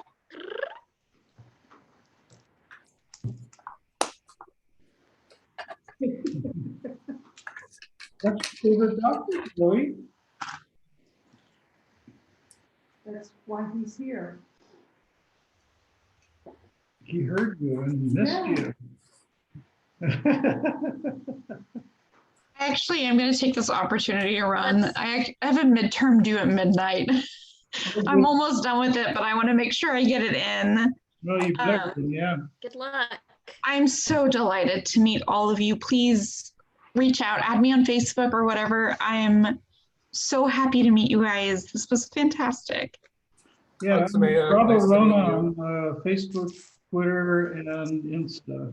Yeah, I'll add you. Hugs, Sameok. Thank you so much for having me. Yeah, nice to meet you. It's nice to meet you too. Bye. Bye.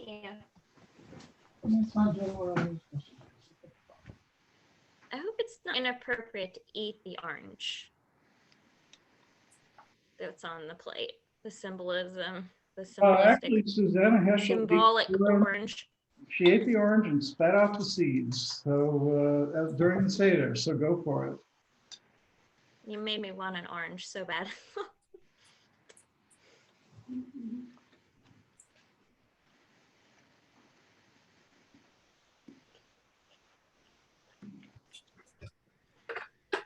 Migniolas are like totally my favorite citrus. It's, this time of year is just like, yay, migniolas are good. I'm sad. I didn't see any pomelos this year. Oh, I think we're about the end of, around the end of the season for them. When was that be? I normally during citrus season I get very excited for pomelos, but I didn't see any at the stores around here. I think we're at the end of citrus season. I'm sure the winter storm that tore through Texas had a part in that. Probably so.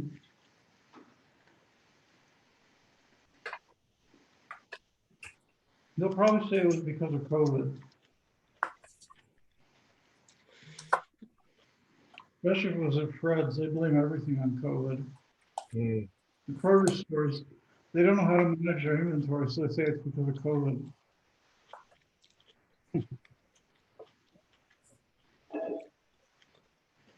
We have the same problem here in Vegas with Smith's, which is the Kroger store here. They can't manage their inventory here either.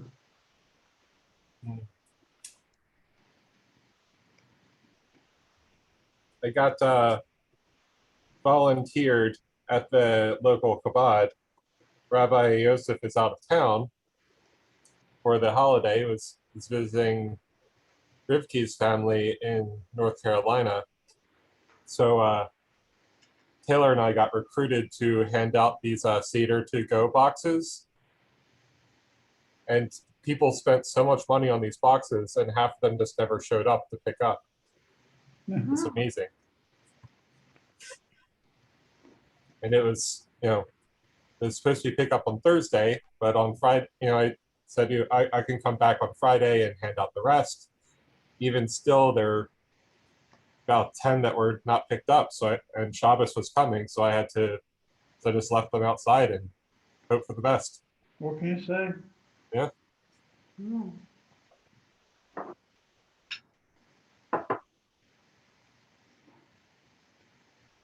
I know that they probably won't do this anymore, but food banks, would they take them? Well, I don't know. And also, there are perishable things that were just left outside. Yeah. I had no other real choice to use them, so I wouldn't want to get them anyway.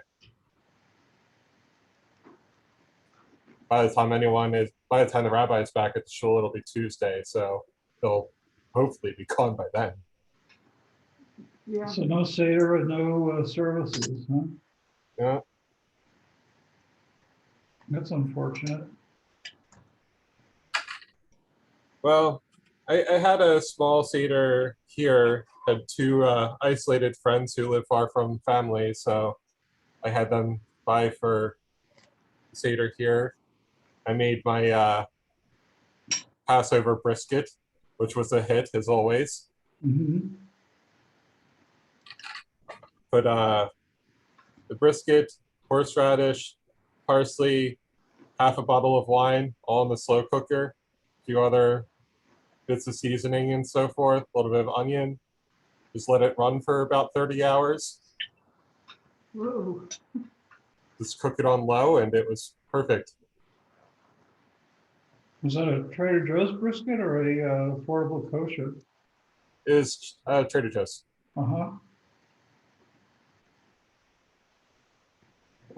One thing I don't like about those Trader Joe briskets is that they take all of the fat cap off. Mm. The issue with affordable kosher is they stopped calling it affordable kosher. They realized that they shouldn't use that word to describe it. Yeah, It's now Seattle kosher. I know. They changed it a couple of years ago. Believe it or not, as frustrating as they were to deal with, it's better than the options here in Las Vegas. Ooh. What are the options out there? Pretty much everything, but There's it's a Smith's oil. with a big kosher experience, and there's an Albertsons with a smaller kosher department, but they come from the same vendor, and the choices are not great, and they do a really lousy job of keeping food on the shelves. And one time I went in and busted the Smiths for expired, spoiled meat on the shelves, Oy. and also kashrus violations. And their Mashgiach Tamadi knew absolutely nothing about the laws of kashrus. One of the packages of deli meat had OU holographic stickers all over the outside of the package. And after the incident, was it 15, 20 years ago, where there was this butcher in Muncie who was selling trafe chickens as kosher by putting OU stickers on the outside of them. The OU said you can't put the holographic stickers on the outside of packages anymore at all.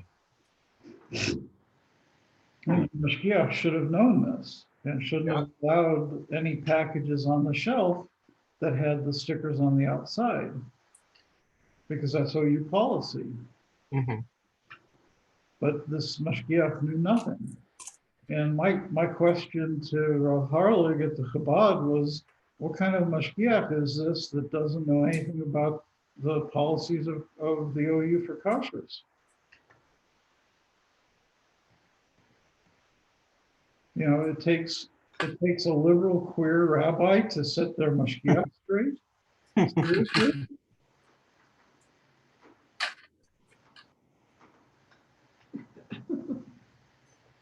So what can I say?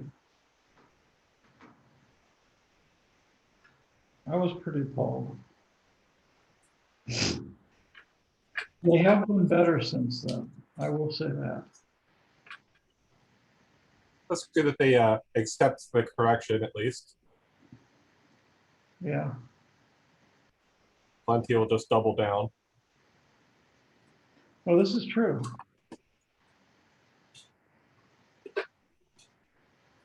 Like the people at Fred's in the produce department who refused to wear their masks correctly when stocking their shelves. And I challenged the manager about it, and he says, I can't do anything. The union's too strong. So I actually put Fred on report to the health department because of that. Yeah. One of the grocery stores near me has huge signs everywhere saying, like, you know, no admittance without a mask, no admittance without a mask. And I walk in and there's immediately 2 people not wearing masks. And I told a store employee, and she was like, we're not allowed to say anything to them or do anything about it. Yeah, I know. It's like, so what's the point then? Like, exactly. But yeah, when produce workers are wearing their masks down so that their noses are exposed, you know, if they're carrying the virus, every bit of produce they're stocking is contaminated. And the store manager refused to do anything about it because he was afraid of their union. As much as I appreciate a strong union, that just seems to be the wrong way. Yeah. And they were very belligerent and they didn't care. So, you know, I dimed the health department. I wasn't going to put up with it. You know, I didn't particularly want to get exposed by, you know, lazy, obnoxious people who couldn't do their job right. Mm-hmm. Soup time. Excuse us for a minute.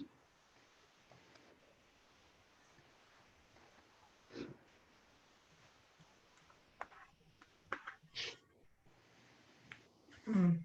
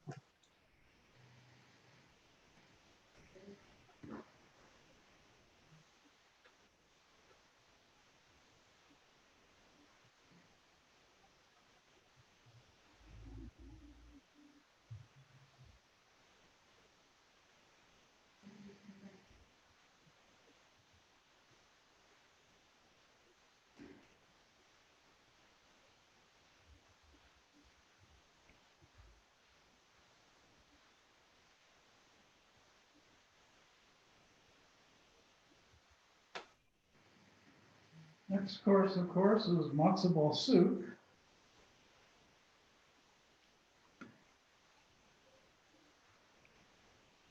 But this is my custom root vegetable matzo ball soup. No chicken is Oh. harmed in the making of this matzo ball soup. Tell me more. What's in it?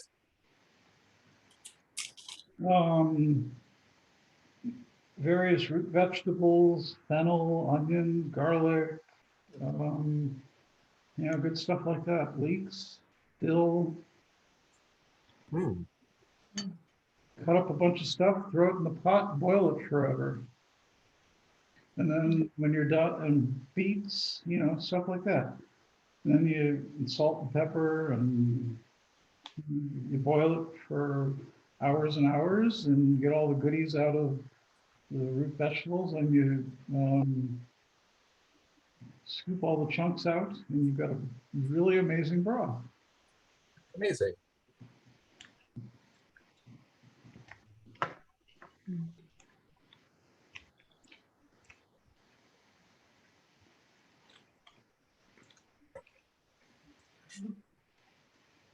You can have, any kind of root vegetables.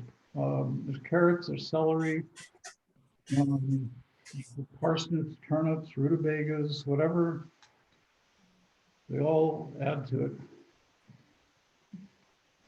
The beets add a really wonderful color to the broth. Hmm.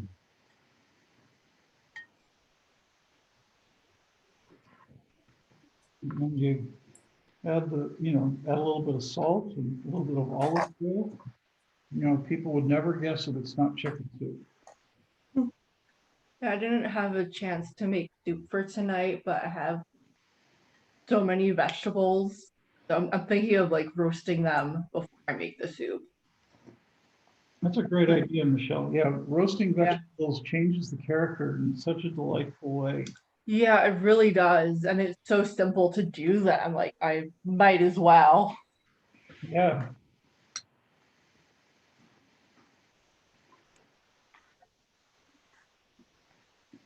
I have some roots left over. I'm thinking of roasting them and then making a mash with them as a side dish for Seventh Day dinner. Mm.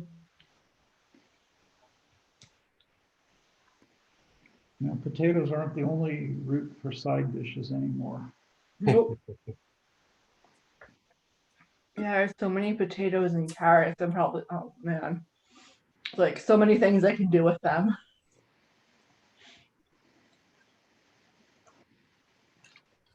What amazes me is these days they have potatoes in the stores that are, like as big as basketballs. I've never seen such big potatoes. I don't know what you would do with them. I don't even know what the potato would be like. I can't imagine it's edible when it grows that big.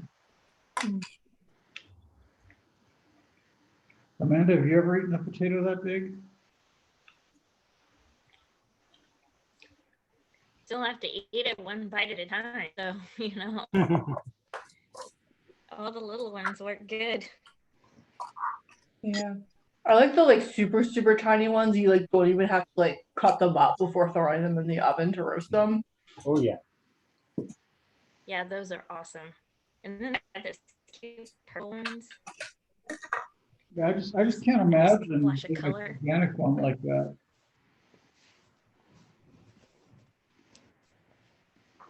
I know we had some squashes that grew that big one time, and they were like eating wood. It became so hard, it was just inedible. Yeah. Wouldn't know what to do with them. The only thing you could really do with those squash when they got that big was shred them and make like squash bread with them. Hmm. But you get tired of zucchini bread after a while when you have, a dozen squashes this big. Oh my gosh.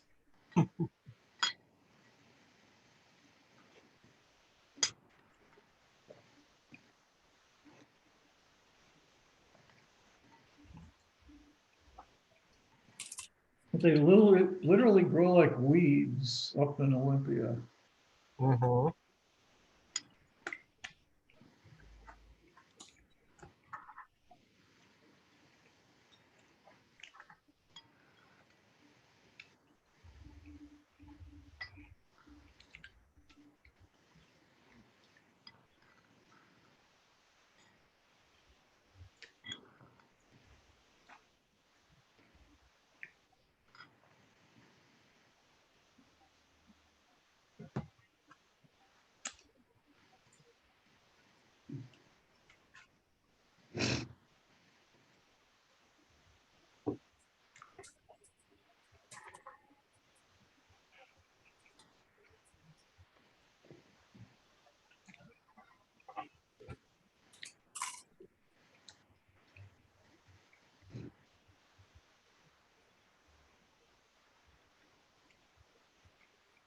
Yeah, are you still with Connor these days? How's he doing?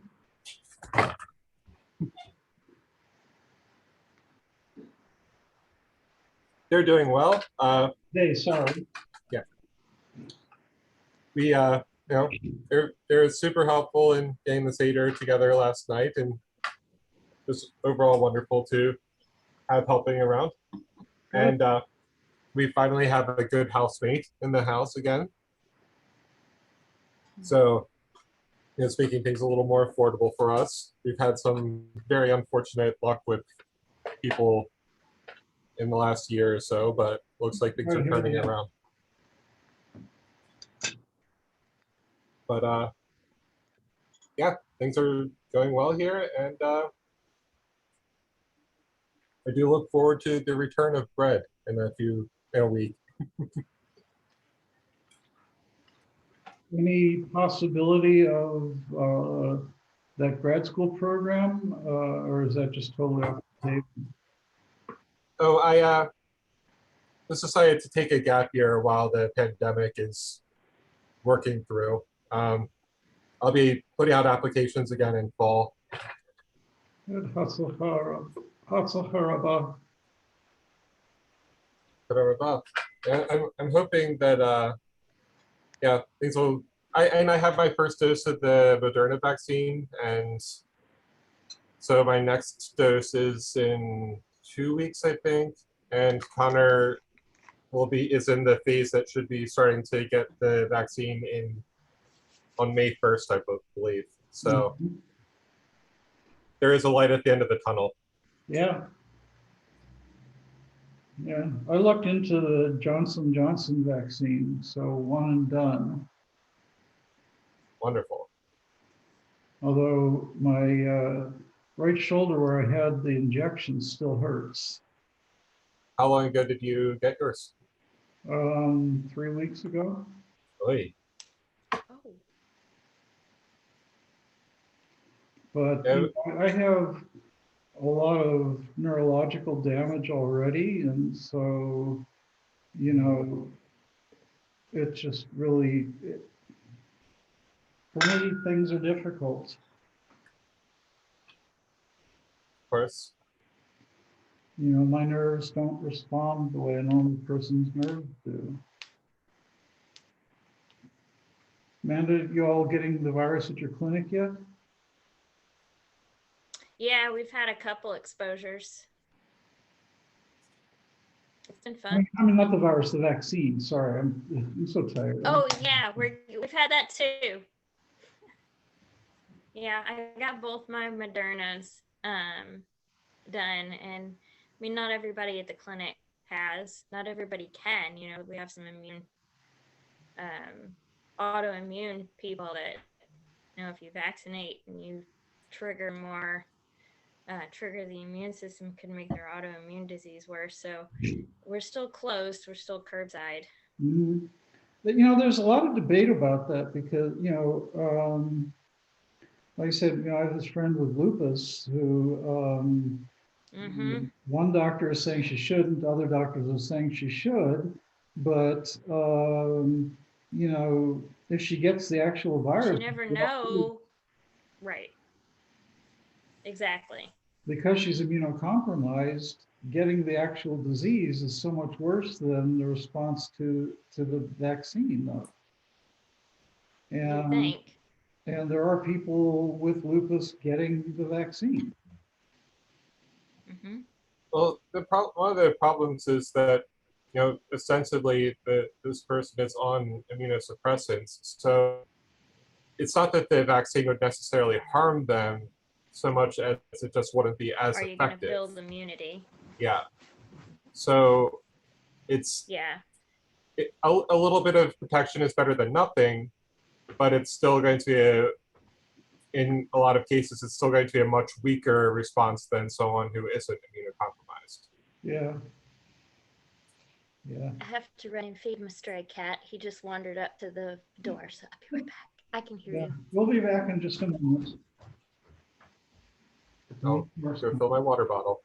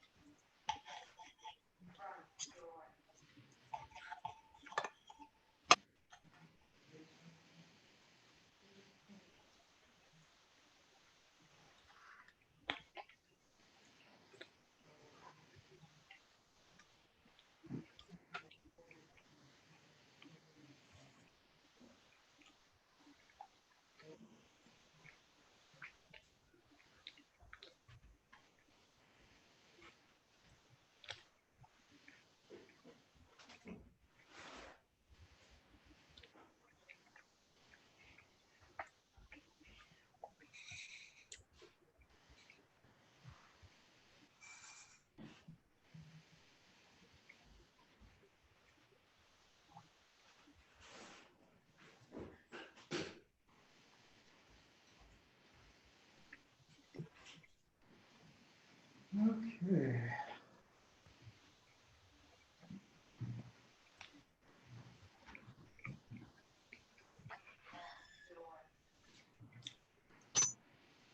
All righty, main course time.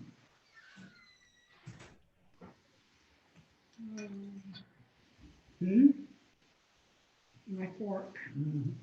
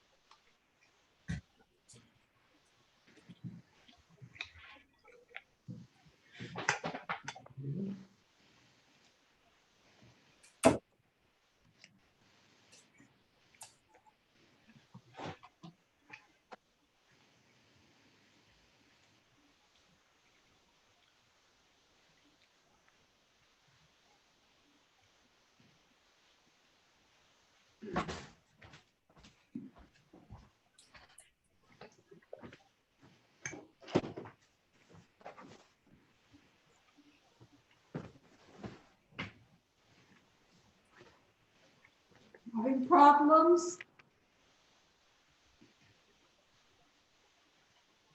Sorry? Everything okay? Yeah, yeah. I just fed my kitty and had to let the dog out and feed two other cats who decided they want food when I got up. You know how it goes? It's like a cascade. You stand up and then they're all in line. Oh, yeah, yeah. Cat cascade. like a domino effect. You stand up and then one cat wants something and the other cat wants something and the other cat wants something and the dog wants something and, Yeah, they're all in line. yeah. Well, Amanda, you would approve of this main course here. Sounds love it. Is that why you're eating less meat? Because you're having trouble finding kosher stuff there, or There's plenty of meat. just would you have anyway? No, just, there's plenty of meat. We're just trying to be a little better. Yeah, yeah. It's better for the planet too.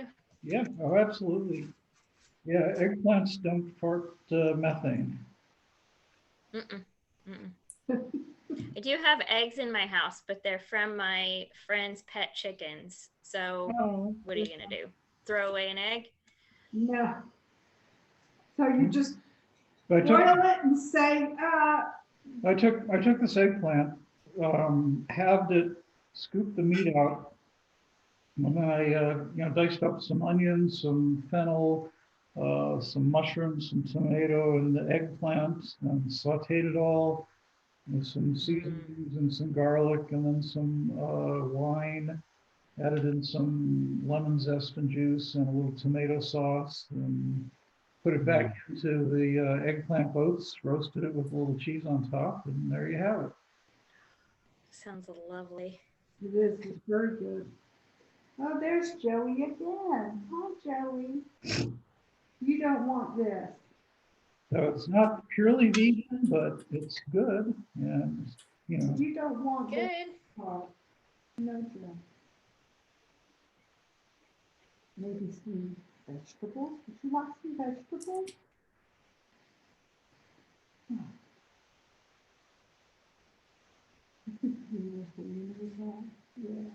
now Susan wants us to eat less meat, so we're eating less meat.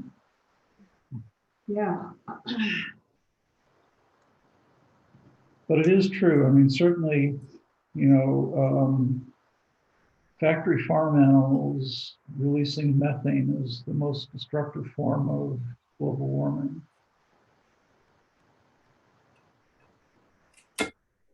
It's not a very nice life for them either, I don't think. I'm sure it Not is. at It's all. a win-win on all fronts.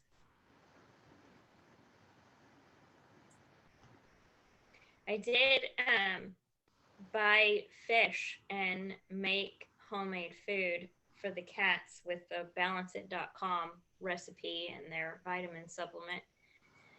And they don't like it as much as they like their processed kibble. I hope All that work. That's such a cat response, though. I know. To be fair, a lot of people prefer McDonald's over a home cooked meal. It's no accounting for taste. It's what we've raised them on. Yeah. And I feel bad about it, but That fish that you bought wasn't Atlantic salmon, was it? sorry. Wasn't Atlantic salmon, was it? No, it was tilapia and I got some tuna. And I tried both. But I must have just put too many vegetables in it. So maybe I can, but I didn't want to do too much protein because, kidneys. Yeah. So maybe I'll go back and do more fish and less veggies and see how they do. It just drives me nuts when I go to Trader Joe's and I see their fish section just flooded with Atlantic salmon. I even wrote to their company about it and they blew me off. Because, especially, living in the Northwest and knowing about cooked aquaculture and their BC pens that ruptured and all those fish that flooded our rivers and displaced the natural salmon. And Atlantic salmon isn't even a true salmon. You're the biologist, but as far as I know, it's more like a trout that they color with red food to make it look more like a salmon. I don't know anything about Ew. fish really since I'm allergic. Oh, But- okay. I only know what I learned making cat food.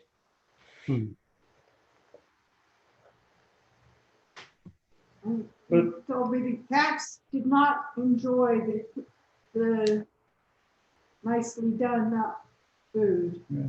They push the Atlantic No, salmon. they were not appreciative. No. I was trying to do white fish because if you listen to like the traditional Chinese medicine people, if you have an animal who's eaten hot food, the processed kibble is hot, and they're hot, creatures, then you cool them down with like a white fish. And so I was trying to like be balancing, and then they would need it. So it didn't help anything. They ate it a little bit, but it was not their favorite. Not their favorite. Give So us you some have- kibble. So you have kitties with kidney issues too, huh? I mean, they're true carnivores, so eventually they always pretty much end up with kidney disease. But yeah, I've got a couple. Yeah. Yeah, Joe's in stage. My older ones. Joe's got stage 1. Stage kidney 1, you disease said? now, so.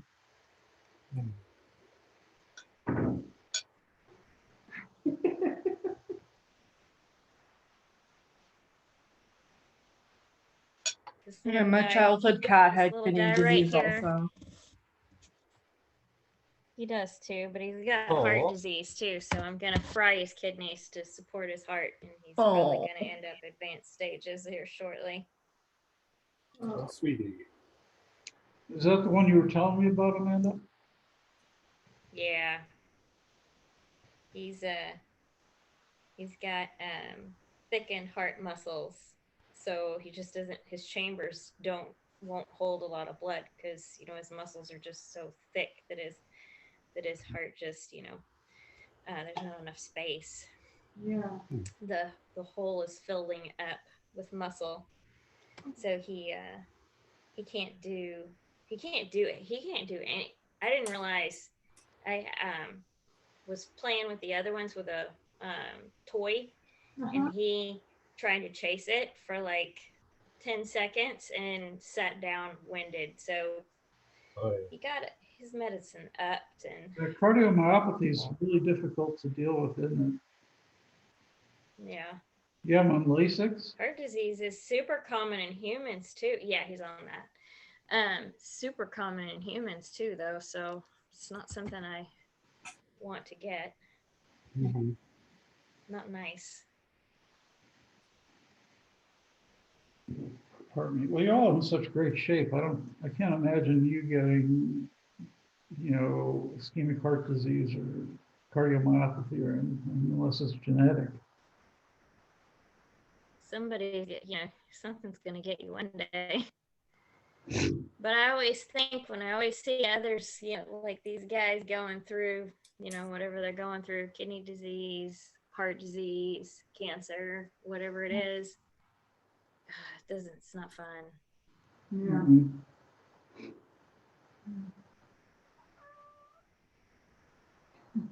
Which kitty cat is that? Did you hear the one meow? Yeah. Yeah. That was my Ellie meowing. And this is Happy Boy. Oh, He's my shadow.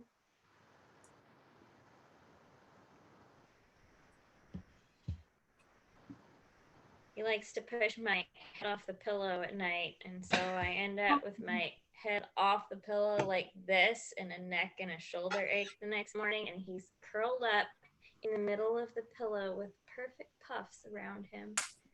So Oh, peaceful. yeah. Well, you'll be happy to know And that. so I got him his own pillow. Yeah. He did anyway. You'll be happy to know that Ziva, despite her heart murmur, she's still running around like crazy. oh, good. And she, Did you get an ultrasound? we haven't taken her in for any cardiac assessments. She's just living her I life. had him.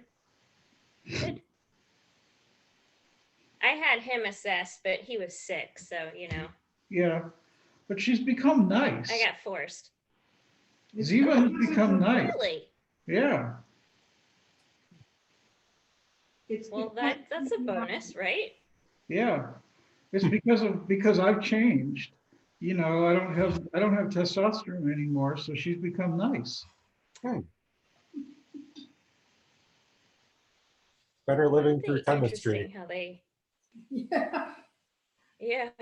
Well, Sue's sister's dog um, really reacted very violently towards me before, and now he's very friendly to me also. Yeah. Because you know the pheromones that you put off, you know, certain animals react very viciously towards it. Hmm. Y'all excuse me for a minute, please.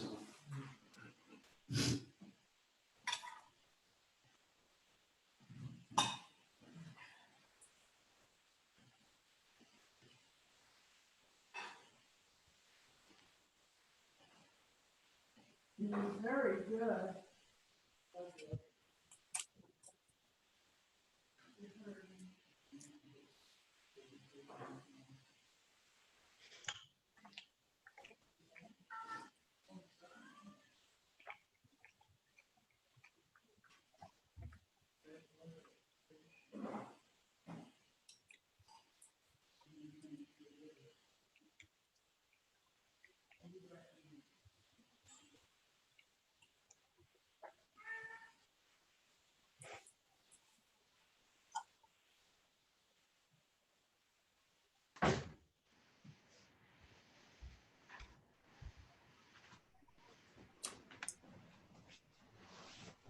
Oh,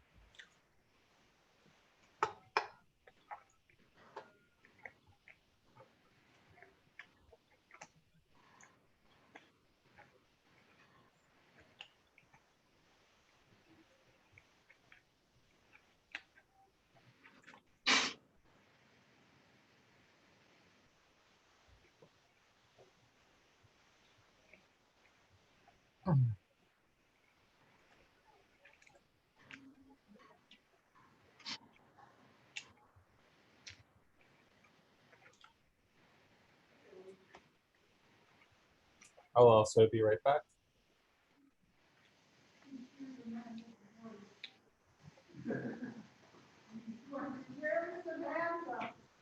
Okay, so I am back. Now B has stepped away, I guess. So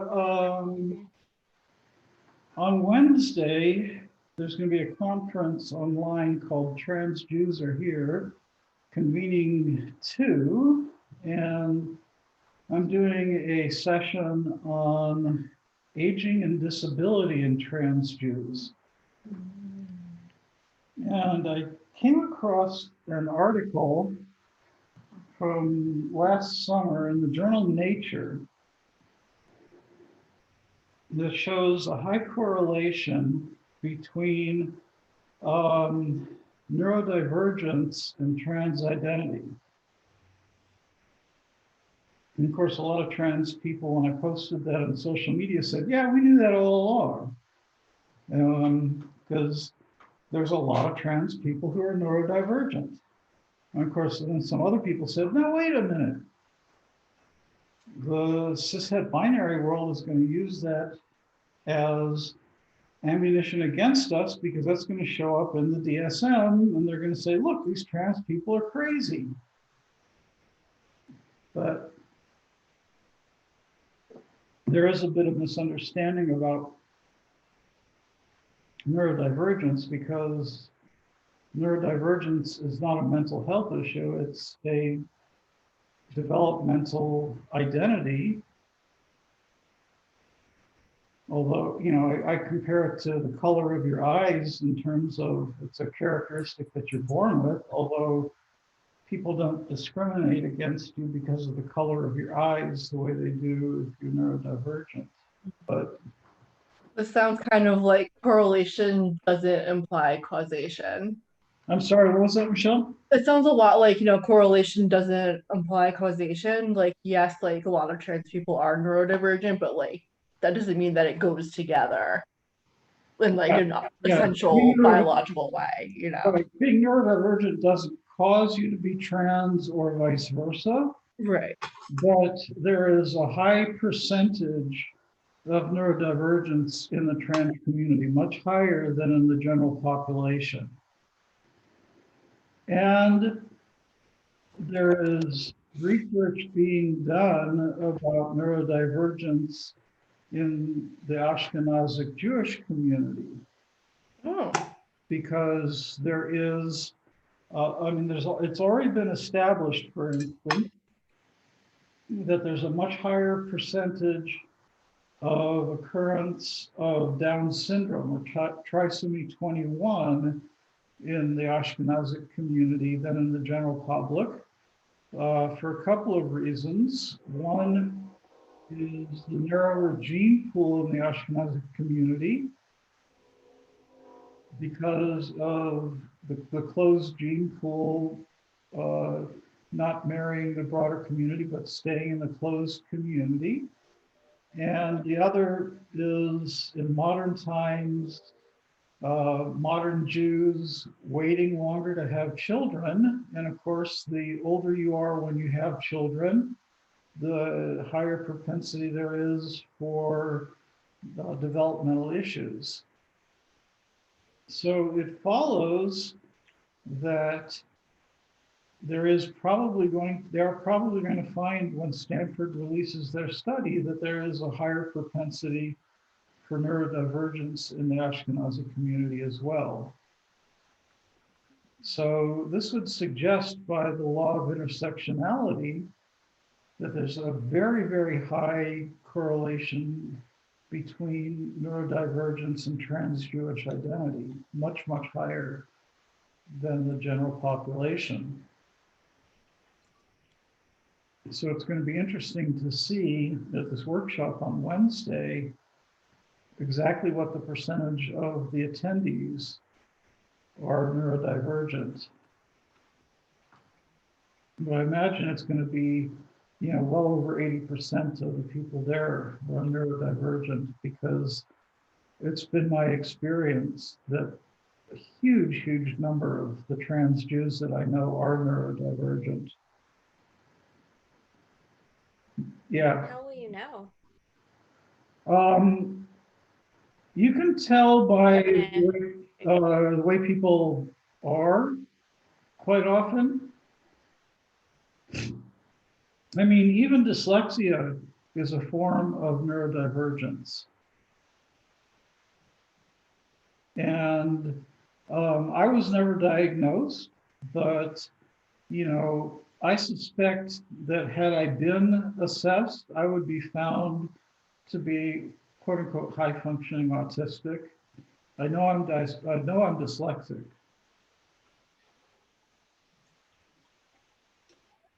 But I was never assessed because my learning issues were not significant enough to, ever get me into that kind of an issue. But in terms of my abilities to socialize and everything else, it's very clear that, yeah, I'm somewhere on the spectrum. And it's not at all surprising. Amanda, you're shaking your head. I think you kind of guessed that already just from knowing me. Well, I just don't know that I know a lot of people who, what's normal, right? Everybody's a little weird. Yeah. It's like most people I work with, I think, wouldn't fall into the normal spectrum, if you will. Well, talking about coming out stories, one of the things that still fascinates me today is when I came out to my psychiatrist at the VA, and she somehow intuited my gender identity before I had said anything to her. I mean, and that was just really mind-blowing to me. I mean, my parents were not at all surprised when I came out as queer.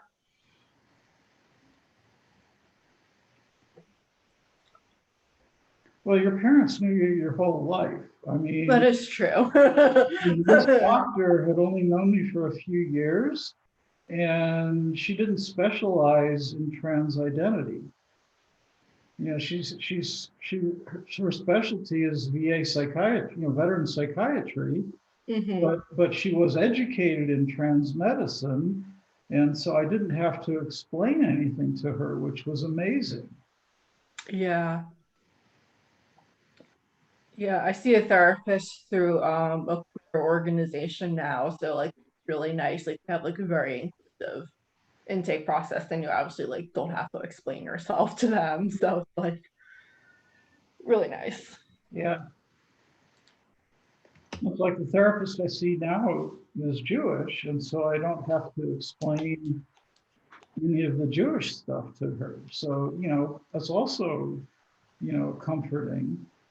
Yeah, that is nice. I was like, my therapist now, like she's queer, but she's not Jewish. So like trying to like explain like Jewish rituals, and she's like, "Well, can't you?" And I'm like, "No, no, like it doesn't work like that. Like you can't do this the way you think you should be able to."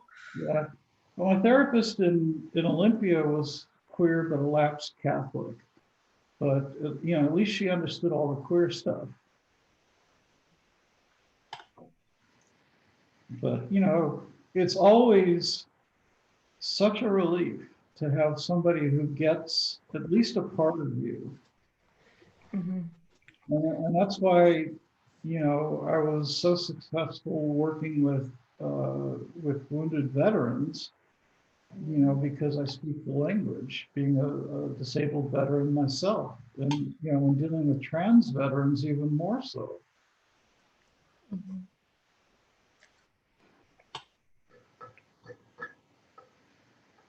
So does anybody else have any questions, comments, observations, whatever, before we go back to the Haggadah? Mhm.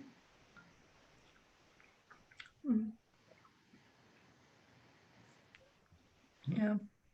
Oh, I thought it was interesting when you were talking about oh God, like not the kids who like couldn't ask, Mm-hmm.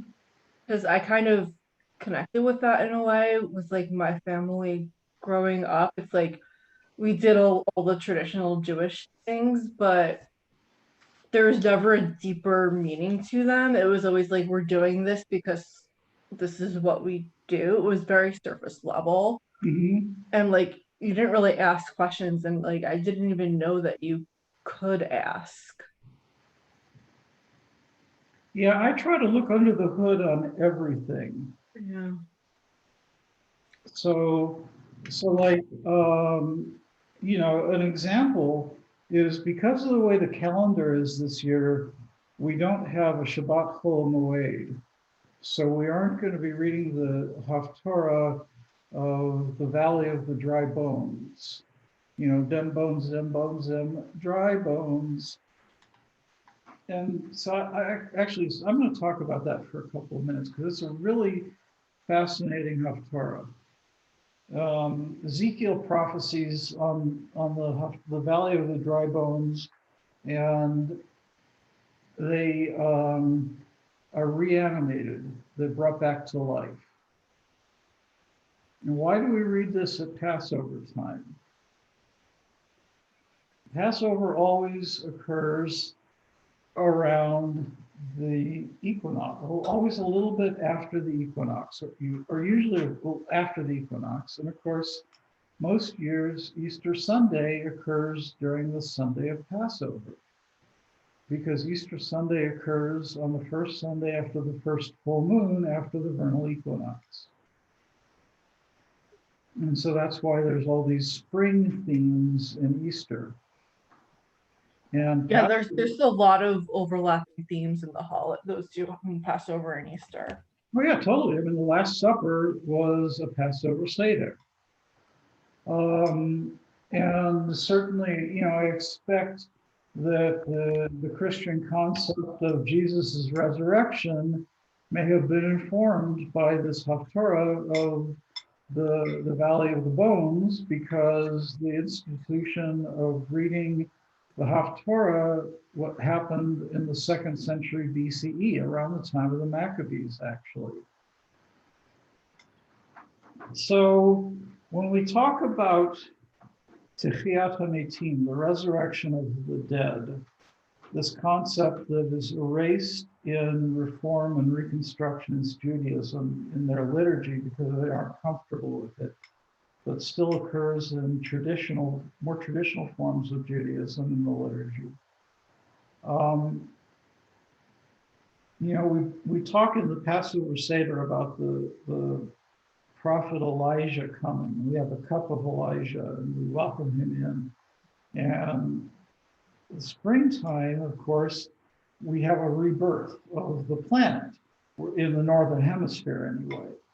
We're coming out of the cold, icy winter, and things are regrowing again. The plants are starting to come back, the trees are starting to come back, it's turning green again, it's getting warmer, et cetera, et cetera. It's a rebirth. And so we have themes of rebirth.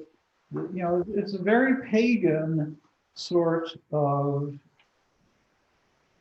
process that exists in the ritual. And, of course, we're told not to do the pagan practices of Canaan and of Egypt. We do things that are slightly different and unique to Judaism, but they still have a lot of threads of the old country in them. And, the idea of rebirth, the eventual coming of the Messiah. So we talked briefly about Ruth's cup on Shavuot, which is 7 weeks from now. We read the book of Ruth. And Ruth is another fascinating subject. Ruth comes from the Moabites. Moab, if you recall, was the daughter of Lot, and Moab comes from Lot and his daughter after the destruction of Sodom and Gomorrah. So this is an incestuous relationship, and Moab is born of Mamzerut, a prohibited relationship, can never come into the Israelites. And yet, we find that Ruth, the Moabite, is the ancestor of King David. And on the other side, we have Judah and his daughter-in-law Tamar.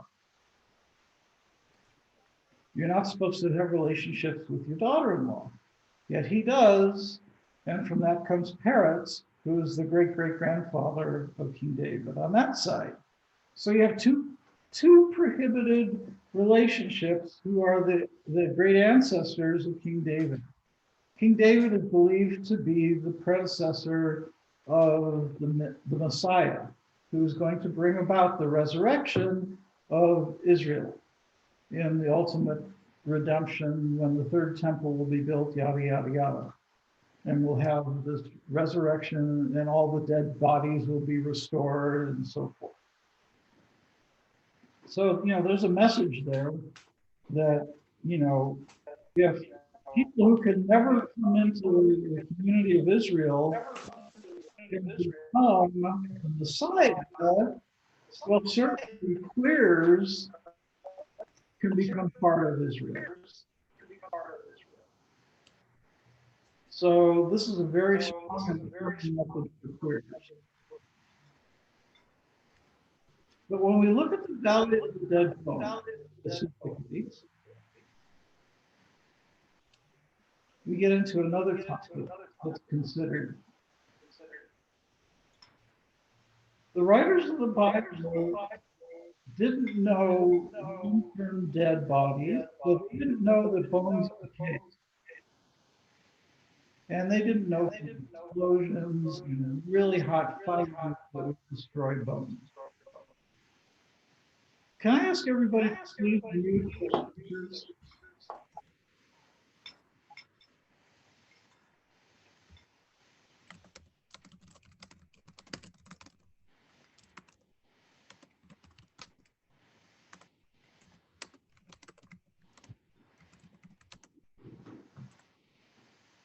Oh, I'm sorry, man.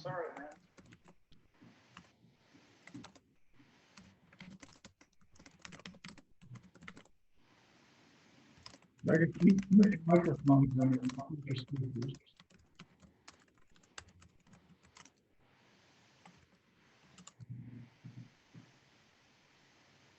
I don't know if you can hear me, but thanks for having me and thanks for inviting me. I really appreciate it. Okay, And I Amanda. can't hear you, so just wave. See you, Amanda.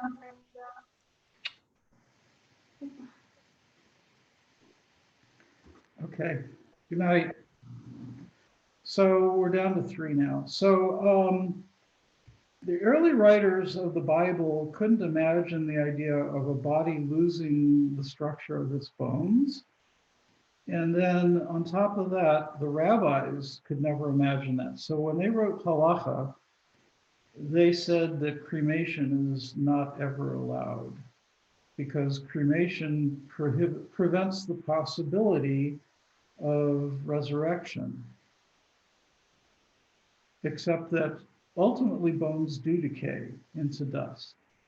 And so if you dig up remains from thousands of years, you're just going to get piles of dust. You're not going to get a skeleton.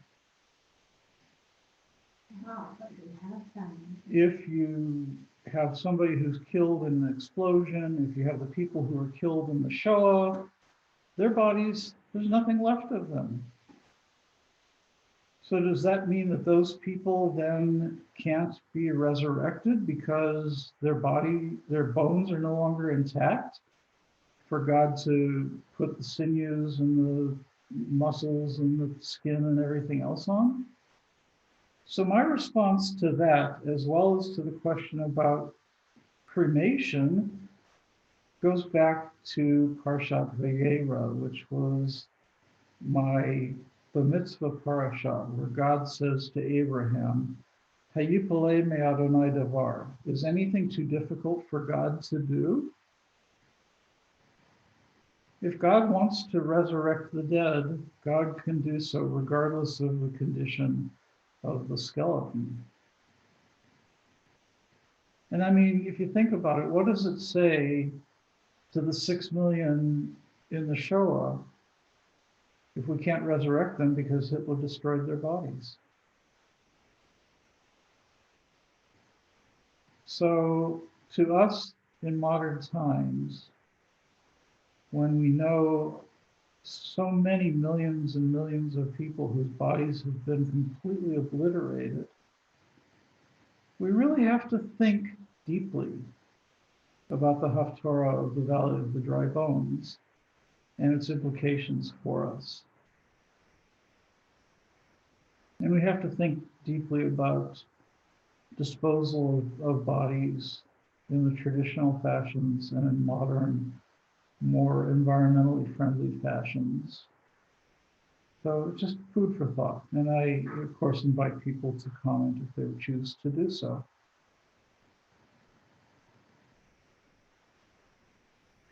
I always like that in Judaism, like you bury the body like in dirt, or like something that's gonna let it actually decompose.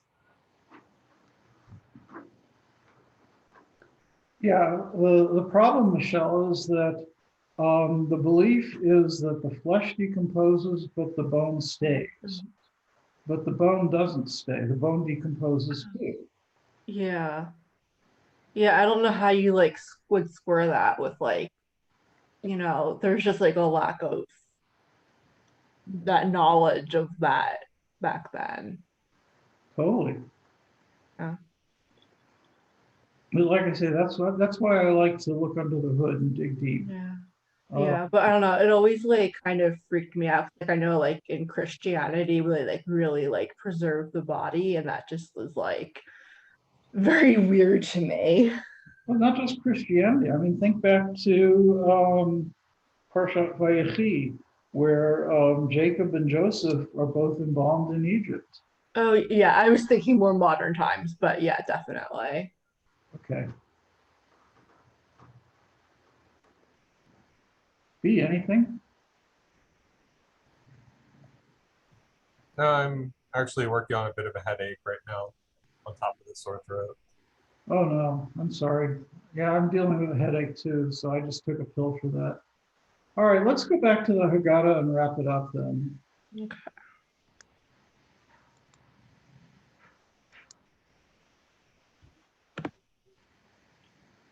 So we come to the Afikomen and, oops. A good thing I was a crane and not the salt water. So we grab the Afikomen and we have a nibble of Afikomen and close out the meal. Cookie? Uh-huh.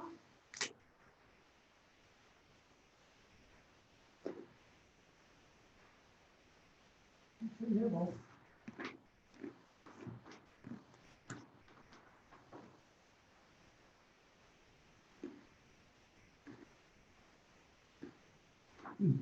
Sit down. I'm fresh filters. What? I'm fresh filters. Hmm.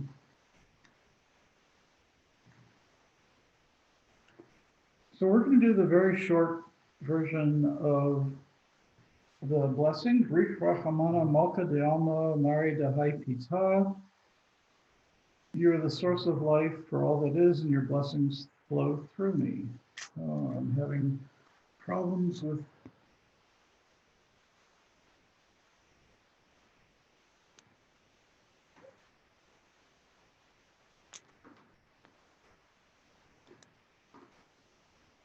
Problems loading the screen again. Excuse me for a moment.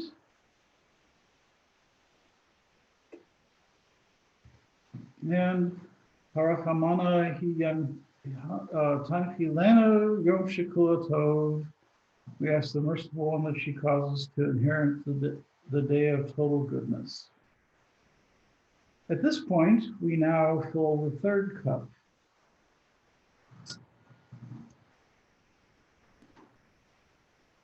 Oh,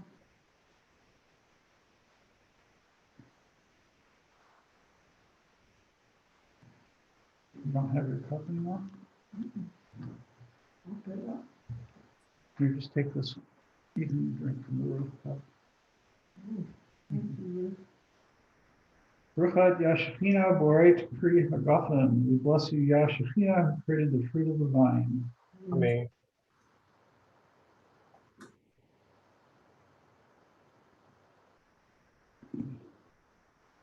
Actually, we've already poured the Eliyahu cup earlier. So I need to do some editing in here.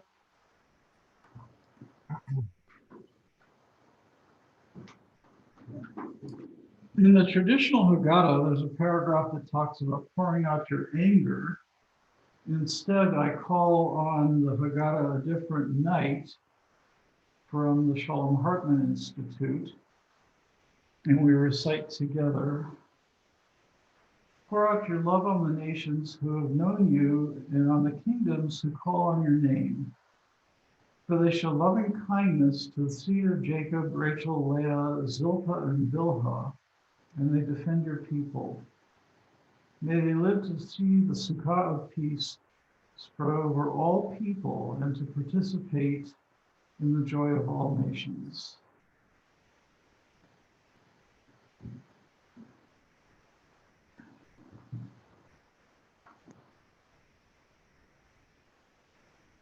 Eliyahu HaNavi, Eliyahu HaNashbi, Eliyahu, Eliyahu, Eliyahu HaGiladi, Bimera Ve'amenu,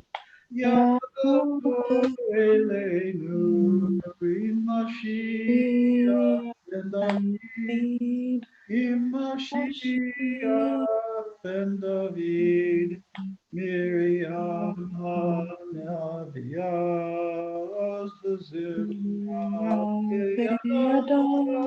Miriam Tirkaditan, Zetakel Taolam, Bimera Ve'amenu Itvienu, El Meha Yeshua, El Meha Yeshua.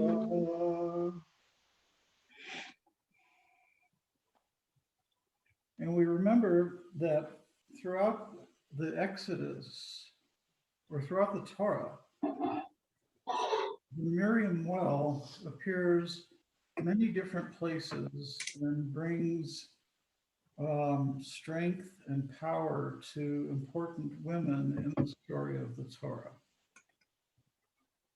We now fill our fourth cup.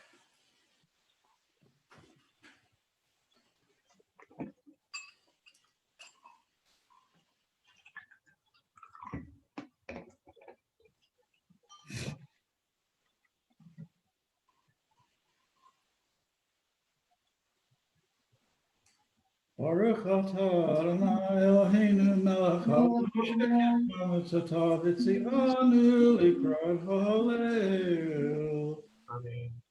Blessed are you, Eternal One, Sovereign of the universe, who has made us holy with your mitzvot and commanded us to declare praise. We have an adapted Hallel for the Queer Haggadah that follows the format but has modern queer language. And if people can, I know B has a sore throat, but we'll try to go around the room and read a little bit. Kuki, can you read 113? Hallelujah.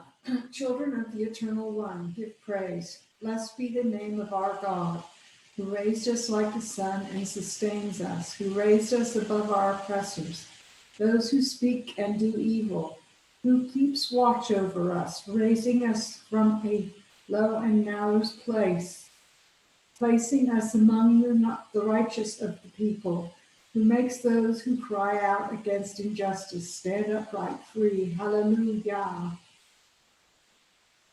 When we came out from the closets, from the shadows, we became free, proud.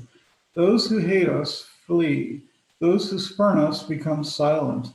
Our loved ones rejoiced. Our chosen families sang gaily. Why is it that they fled? Why they became silent? Why is it that they rejoiced? Why they sang gaily? It was our might, our resilience, our beauty that broke down the doors and illuminated the shadows. Michelle? Not for us, not for us, but for all do we strive. Why should those who hate us say they are an abomination, a tovea? They are mistaken, ignorant to the truth. They open their mouth and speak words of hatred. Their eyes are blinded to our love. They ignore our words and refuse to acknowledge us. Yet we trust in ourselves, for the compassionate one is our help and our shield. We shall be remembered and we shall be praised, both us, our ancestors, and those yet to come. We shall continue to grow to spread love and peace. Those who came before us are gone, yet their memories are still with us. They will never be silenced. Their struggle is ours. Thanks, Pete. Cookie. The cry of the downtrodden reaches up to the heavens. It is heard on high. Though my oppressors held me down, I cried out. From a lowly place, I rose up. I am at peace with myself. Though the days to come may be overwhelming, I shall continue on my path. Even when afflicted beyond bounds, I held fast to myself. I give thanks to all those before me, raising my cup and blessing their names. I will give honor to those who made it possible for me to stand up today. Though their loss pains me, their work and words live on. I am the descendant of those who came before me, who fought in their days. I will give honor to those who came before me in the presence of my community. Let us give thanks for the love and faithfulness we share. May it endure forever. Hallelujah. Shout out. Oh, Go ahead. all right. Shout out for our love endures forever. Shout out all those marginalized even among us for our love endures forever. Shout out trans, NB, and GNC alike for our love endures forever. Shout out all queer people for our love endures forever. In my darkness, I cried out, even when I was alone. I knew that I was not without family, for they were with me. I have faith in myself that I shall persist. However that may be, I shall persist. Though they surround me like bees, I shall overcome. I shall find my strength, my might, and be my own deliverance. I shall not fail, but shall overcome. The bright future awaits us, a future of love and peace. Cookie? The child once rejected is now praised. Let us celebrate him. We shall be delivered. We shall prosper. Let us praise those who join our fight, those who were cast aside. You are my people, whom I chose among the world. May we all join together, give praise to each other, support each other.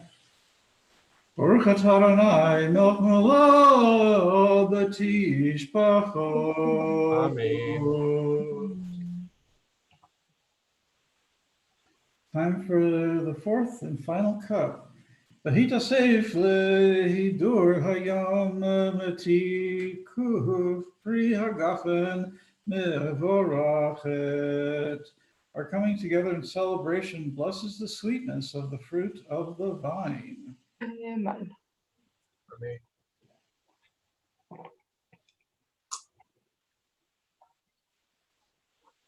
Tonight we have completed a radical work. We have told the story of our liberations and our doubled struggles as Jews and queers.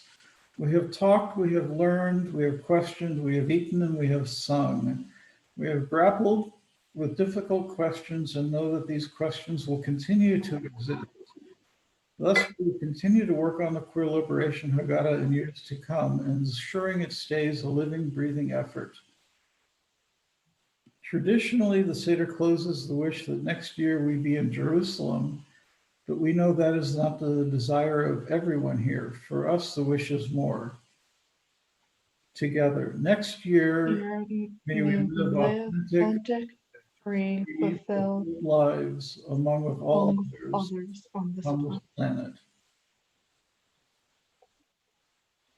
Traditional Haggadahs have songs such as Chad Gadya, one goat, which builds up to the mightiness of God, and other such songs. We know that we're not truly liberated yet, as we have seen through our discussions today.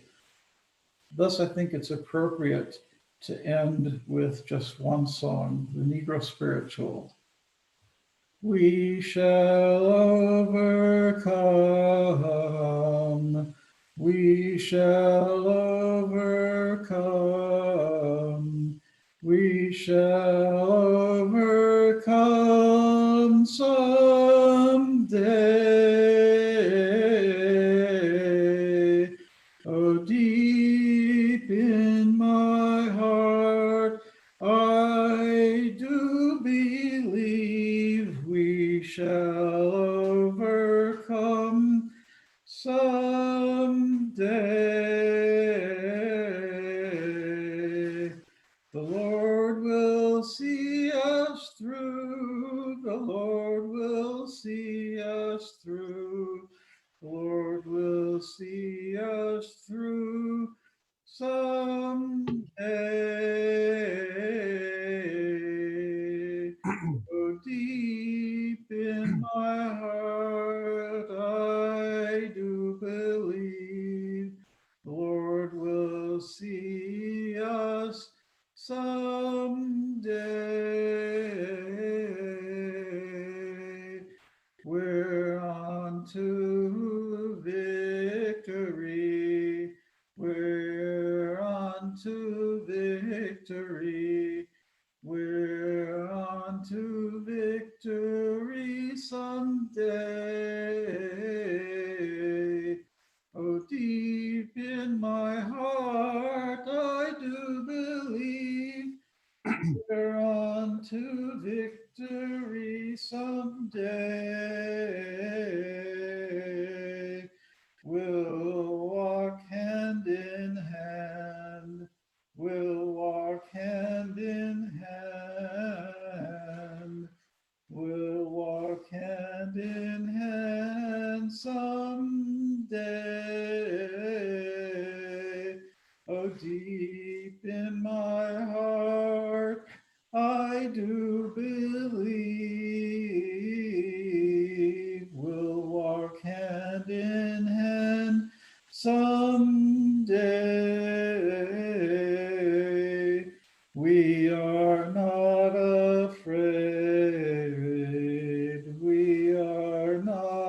afraid.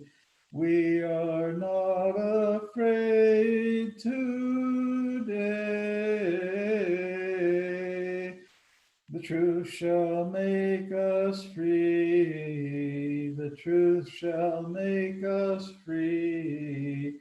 Truth shall make us free someday.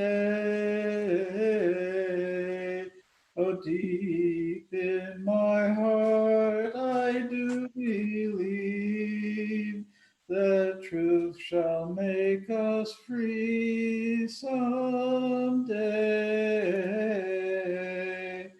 We shall live in peace. We shall live in peace. We shall live in peace someday. Oh, deep in my heart, I do believe we shall live in peace someday.